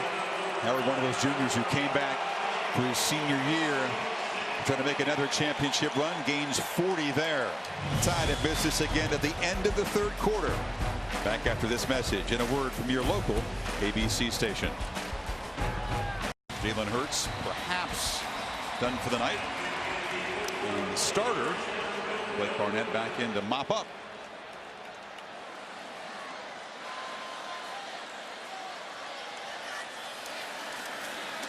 Barnett rolling out. Cuts it back, eludes one man, and muscles down to the 5-yard line. Picked up a few yards, but there's a great example of the difference when Blake Barnett rolls out. And he's a good athlete, but he's not Jalen Hurts. Jalen Hurts rolls out. You've got everybody covered. Now your worst nightmare happens. Now number 2 takes off. That's an example of why I think they've leaned so much towards Jalen Hurts. He can just offer so much more to this offense. Scarborough, short gain down to the 2-yard line. Do you think the identity of this offense has been firmly established, or will there still be much more work to do in developing around Hurts' skill set, trying to get other backs involved besides Harris? I think the backs are going to continue until you see somebody maybe take it over. I think they'll just continue to rotate Harris and Scarborough mainly. But I think Jalen Hurts will take over to be the quarterback. Barnett again rolls out, takes a hard shot, and is knocked down short of the goal line. It's been a quiet night for Calvin Ridley. The super talented receiver who caught 89 balls at a 1,000-yard year last year. Just 2 for 9 yards tonight. Yeah, and a lot of that has to do with who he's been up against. Lane Kiffin has said, okay, if you're going to put a Dory Jackson on Ridley and take him away, I have no problem at all going on the other side. Our Darius Stewart matched up against Imam Marshall. And Stewart has had a few big plays for him.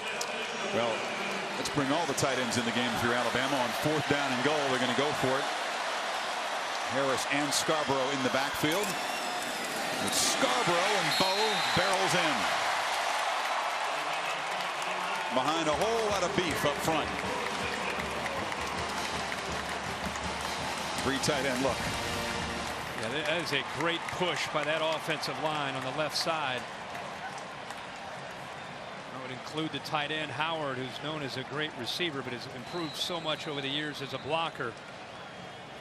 Say that left guard Lester Cotton has had a ball game tonight. Yeah, it's not personal. No, it's another game, right? Skip, no, it's 44-6. Another game. Yeah. Another game. Nobody ever believed that. No. Well, there's still a long way to go. And Alabama making a strong opening night statement.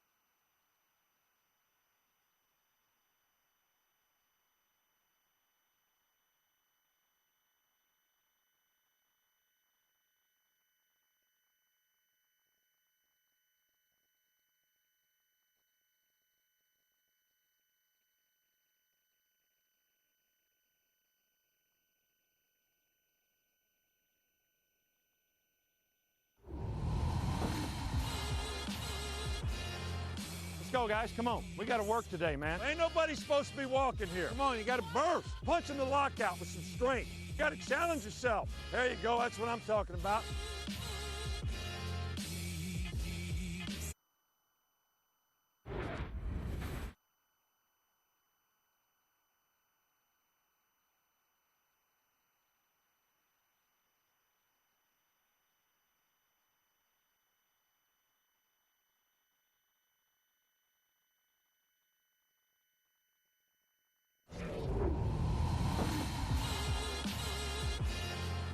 Go, guys. Come on. We got to work today, man. Ain't nobody supposed to be walking here. Come on, you got to burst. Punch in the lockout with some strength. You got to challenge yourself. There you go. That's what I'm talking about.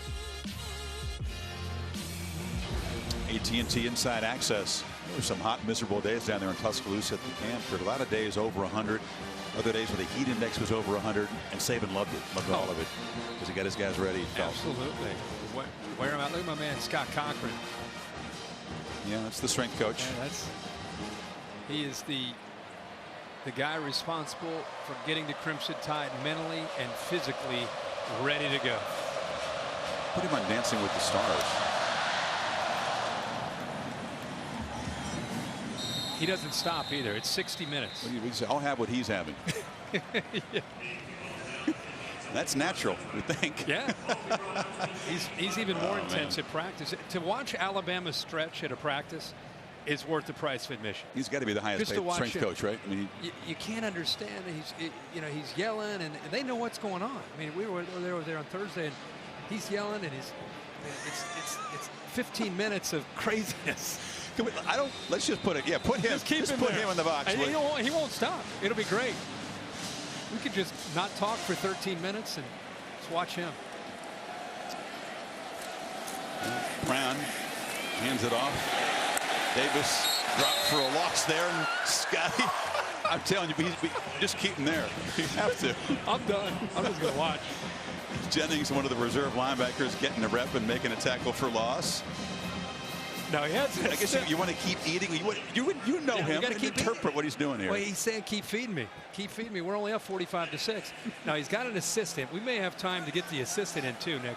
The assistant goes to a whole different level.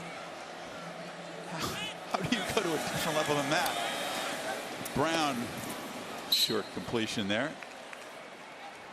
Yeah, honestly, though, the thing about this Alabama team that I think has a lot to do with their success, Scott Cochran pushes the envelope year-round. And Nick Saban works on the mental preparation probably as much as any coach in the country. And it has everything to do with his relationship with Scott Cochran and pushing the right buttons. Talking February, March, April, and May, year-round.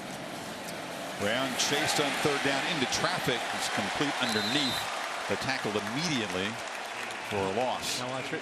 Defense is going to come off the field, so he's.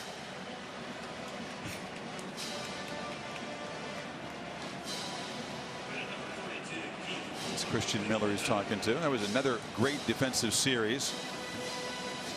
But he doesn't look wholly satisfied. Yeah. What do you think his voice sounds like on Sunday morning? You think he's got a voice still by Sunday? He's got a new look this year. Shaved head, shaved under the visor, which is a controversial look, but he's making it work. Tilby gets it away.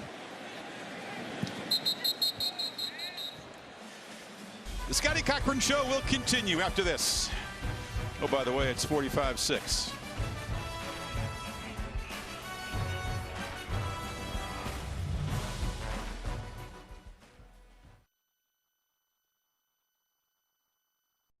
Minutes or so. Barnett and under freshman Joshua Jacobs. And Barnett on the slant. Nice catch made by Cam Sims. Everybody's getting a chance to make a play now. Kirk, the quarterback position sometimes isn't considered the most important position on the field, because look what first-year quarterbacks under Saban have done. Guys come in with no starting experience. McElroy, national championship. McCarron, national championship. Sims lost in that playoff game and lost to Ohio State. Long way to go for Jalen Hurts, but a good debut. And of course, Coker last year with the championship. Well, it says a lot about recruiting, development, and just the way they prepare as an offense before Jim McElwain. And what we've seen, of course, with Lane Kiffin over these last 2 years. You know, continue to plow straight ahead. You always hear people say in recruiting, why can't Alabama recruit a quarterback that's a first-round draft pick type of quarterback? But I don't know about you, but whoever they're recruiting to run these offenses, I think it's working out pretty well for them. So they find the right guys that fit their system. Jacobs again.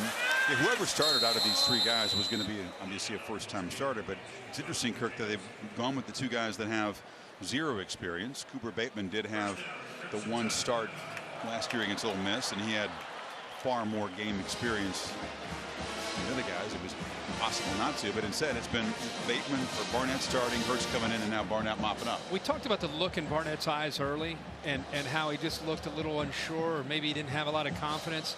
It is amazing through, remember, he hasn't played any football. He's a redshirt freshman. It's amazing even how different he looks. And I know you could say look at the score, but just through gaining confidence, through getting an opportunity to be out there, he's become a different guy tonight as well, from where he was early to where he is right now. And now he fires downfield, and a touchdown to Dieter. The transfer from Bowling Green gets in the scoring column.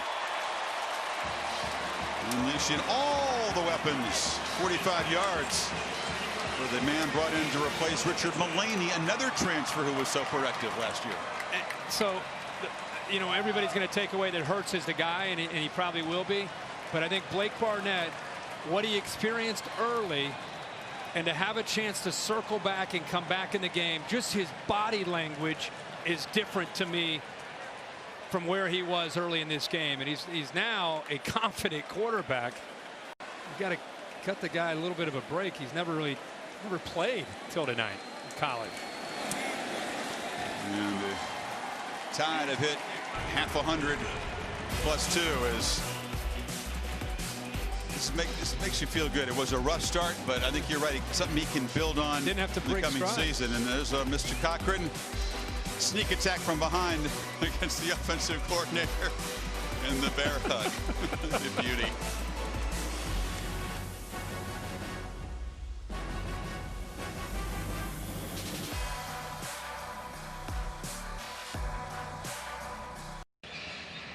Regulars in the White House. 5 touchdowns on 6 possessions in the second half for Saban's offense.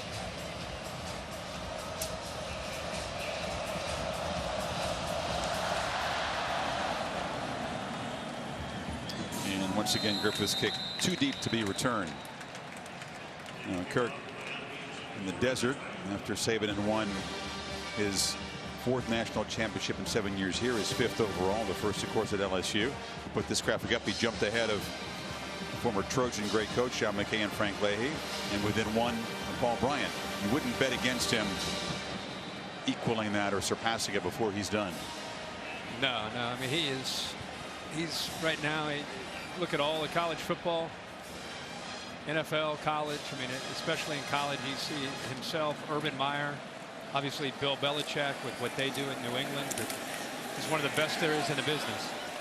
Sam Darnold back at quarterback gets it that quickly to Deontay Burnett. We were talking earlier about the perceived incremental drop in intensity by Saban. You know, a guy like different guys who have worked for him. Kirby Smart is now at Georgia left and said that, you know, he's maybe a 7 or 8 on the scale of 1 to 10. 10 being all ball, manic, tunnel vision, obsessed. So in his view, a little more perspective. But I think it's all relative. It is relative, and I think the thing that I'm just standing up here is the first time we watched Alabama in 2016, and they're up right now 52-6. And the thing that I don't care who you're a fan of, you have to appreciate is the tenacity that Alabama defense plays with every single week for the last 8 years. And they don't care what the score is. It's the same thing no matter who goes into the game. That is coaching, recruiting, development, and it's all Nick Saban and the staff that he hires. I'm glad you mentioned recruiting. No roster can stack up to Alabama in terms of the star system of guys coming in. You can debate the value of that, but I think you'd agree that there's a closer relationship between personnel and success than there ever has been before in college football. Yeah. But SC isn't that far behind. Slant. Darnold connects again with Burnett, and they'll move the change into the territory. Far behind. No, I mean, you talk about 5 stars, 4 stars, the number of 3-star guys who start. SC's roster, they're one of the few teams that actually can sort of hang with Alabama in terms of personnel, yet they're 46 points behind and getting worked over. So I would say when you look at receivers and running backs and maybe secondary guys, but not when you look in the trenches, not when you look at the offensive line and the defensive line and the linebackers. They're at a whole different level than most people they play. There's a flag in coverage. Averett was covering Isaac Whitney. Well, Saban certainly emphasizes defensive recruiting and defensive linemen, linebackers, DBs, no doubt about that. Pass interference, defense number 28. Automatic first down. You know, the reason maybe you make a point when it comes to defensive recruiting class rankings, nobody's really in their class. Yeah, especially in the front 7, the linebackers that he finds that fit the system.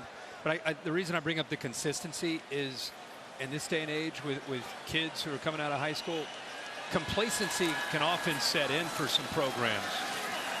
You can have a down year or 2, and they just don't let up. They just keep their foot on the accelerator.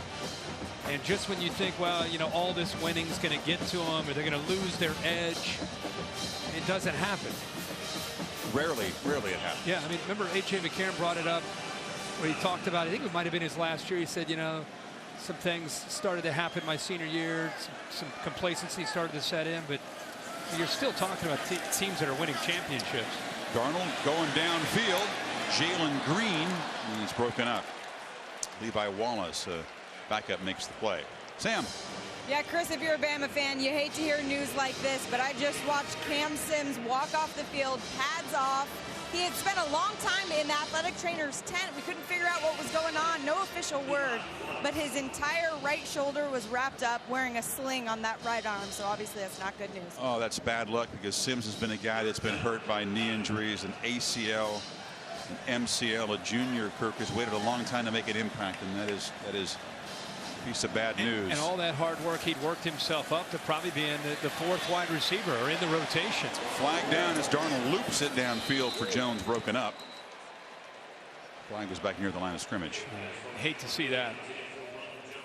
He gives him a different look too, because he's 6'5", big target.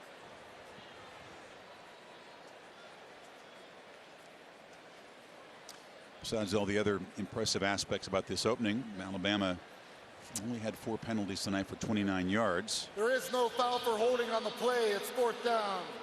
We'll pick up the flag, and it'll be 4th and 9 for the Trojans. And another visit from Chris Tilby, the punter. Have we told you about Chris Tilby, who grew up in Australia playing basketball and cricket? One of the tallest guys on USC's team. In fact, both punters among the tallest guys on their team. We stopped talking about Scott because he was busy early. Then he hasn't been out there for a long time. We haven't seen him in a while. What part of Australia is he from? He's from Melbourne, where they play the Australian Open. There's a group called Pro Kick Australia, which is a springboard for a lot of Aussies who want to get college scholarships, usually as punters and kickers, because it's a natural extension of Australian rules football. They're all over college football. You do me a favor and set up the scene for you this week at US Open. You have a big week this week at Flushing Meadows, right? This is where it gets serious. Is that what it's come to? You're asking me about tennis? Yeah, I'm curious. Okay, no, I like watching the night matches. Crowd gets into it. It's a very different atmosphere. They get too into it actually right now. The roof is keeping in a lot of the noise. I don't like this. And there's almost a constant conversation. There's a cocktail party going on around the court. A lot of the players have been complaining about that. So that's one issue. But yeah, we get back there Tuesday. I won't be with you next week. We'll carry through the finals as Serena tries to make some history, and looking forward to it. Good. Looking forward to watching. Didn't think we'd be talking tennis. Can you give me a quick potentially big match coming up this week? Nadal Monfils would be a terrific quarterfinal. Rafa trying to get his way back. Juan Martín del Potro has been a great story. Champion in 2009 and won the silver medal in Rio. Very popular guy from Argentina. He's come back in the mix. Who's the man to beat? Andy Murray and Djokovic are still the 2 clear favorites. Yeah, Djokovic would. Djokovic healthy? Seems to be. He's all right. He had a scare in his first match he's had. I'm going Murray. Okay. All right. I like it. I hope that your tennis predictions are better than my tennis colleagues' football predictions are. My guy Brad Gilbert said SC by 10. Upset alert. Take it to the bank. He's a Pac-12 guy, man. Not so fast, my friend.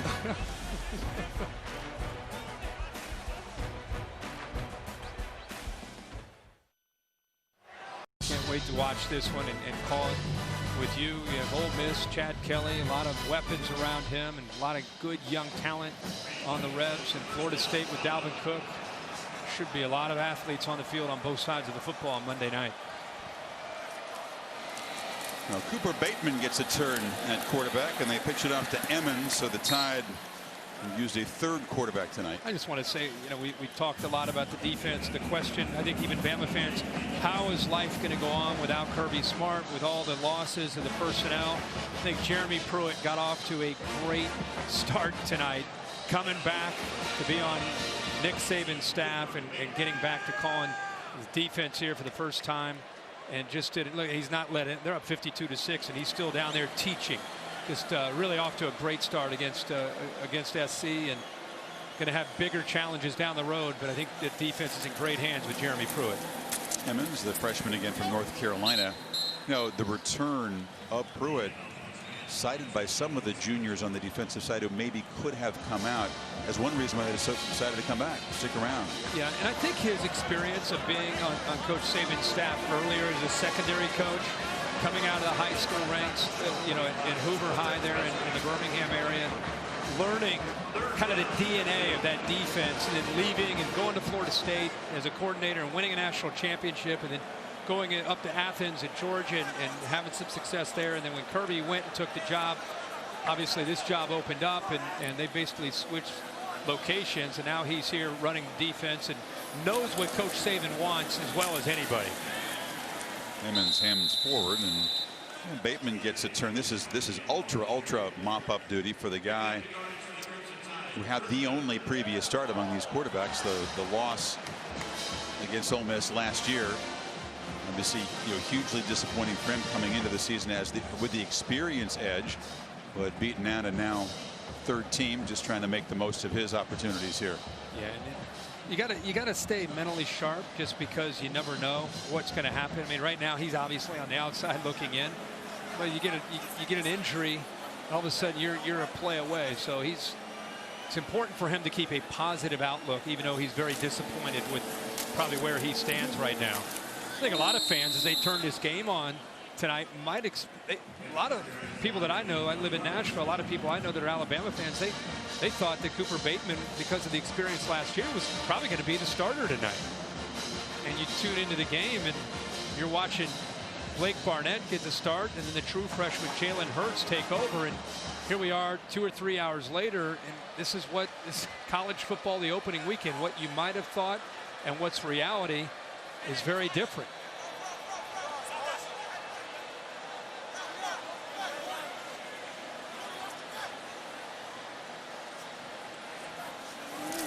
High snap. Bateman collects it and will just slide down to the 10. Ball comes out again, but it's no fumble.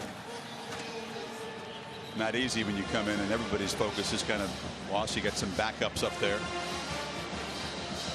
Talked about the Hilltoppers next. Home opener on ESPN2, and then that visit to Oxford. And the last couple of times Rebels have gotten them. That's a game on the 17th, and then Saban's alma mater in Kentucky. Back-to-back road games against Arkansas and Tennessee. Got to visit LSU. Circle that one November 5th. Although the Tigers a little bit deflated already with a loss. At the beginning, before we watched any games being played, I had Alabama winning the West and getting to Atlanta, winning the SEC championship, and getting into the playoff, actually getting to the national title. And you look at that schedule after what we've watched this, and it's only week 1, but after what we've watched, I mean, they look really good. They look like they're going to just kind of continue to take off where they were last year, and potentially, I think they're going to be as good, if not better, defensively, because I think they're going to be faster. I think that some of the secondary guys are a year older and wiser. Jalen Hurts is potentially an X factor with what he can do in running this offense, with his ability to throw and run. They got 4 running backs that they can use. The line's only going to get better week after week. They're going to be a tough out. Deontay Burnett takes a turn at punt returner, and he's got a little room. It's out near midfield. Now, what do you make of the SEC? There were certainly some lows. Arkansas came back and won that by a point. Mississippi State missing that chip shot at the end. Georgia, that's a great win over North Carolina. Wisconsin outplayed LSU most of that game and deserved to win. West Virginia ends up beating Missouri. Florida with a win. A&M in overtime. That was a great win over UCLA. And it's not, that doesn't include the Tennessee Appalachian State game on Thursday night, which wasn't a strong performance by the SEC. Auburn's defense doing a strong job tonight against Clemson, but still down by 10 against the Clemson Tigers. And of course, you got Ole Miss against Florida State, underdogs. Yeah. In the game Monday. Yeah. USC with the toughest rated schedule in the country, says the FBI. We're going to see them in a couple weeks up in the farm in Palo Alto. It's a conference opener. They happen to play the 3 toughest teams from the North Division, 2 of them on the road. That is a rough road in the home finale against Notre Dame. When you include Alabama with the 9 games that they play in the Pac-12, they're going to end up playing one of the toughest schedules in the country. That's why it was so important, Chris, to come into this game and for Clay Helton to get his team to hit some adversity and fight through it. You know, not let this game get away from you, because there's so much more for them to accomplish this year than just playing Alabama, and they missed out on that opportunity after competing early in the game. Obviously, this thing has gotten away. Dominic Davis gets a turn. This will not be apparently the worst loss in USC history. That was back in '66, a 51-0 loss to Notre Dame, but it is one of the worst, and mercifully for them, it's in the final minute. The board wrap-up coming up after the game with Cassidy Hubbard. What's the headline going to be? Hurts so good, maybe for the offensive side, or will it be all about the defense? I would think you got to talk about the freshman quarterback. I mean, the defense is a staple, and they look great tonight. But Jalen Hurts and some of the plays that he came up with probably got to be a big story, don't you think? Quarterback keeper, and Darnold dives ahead.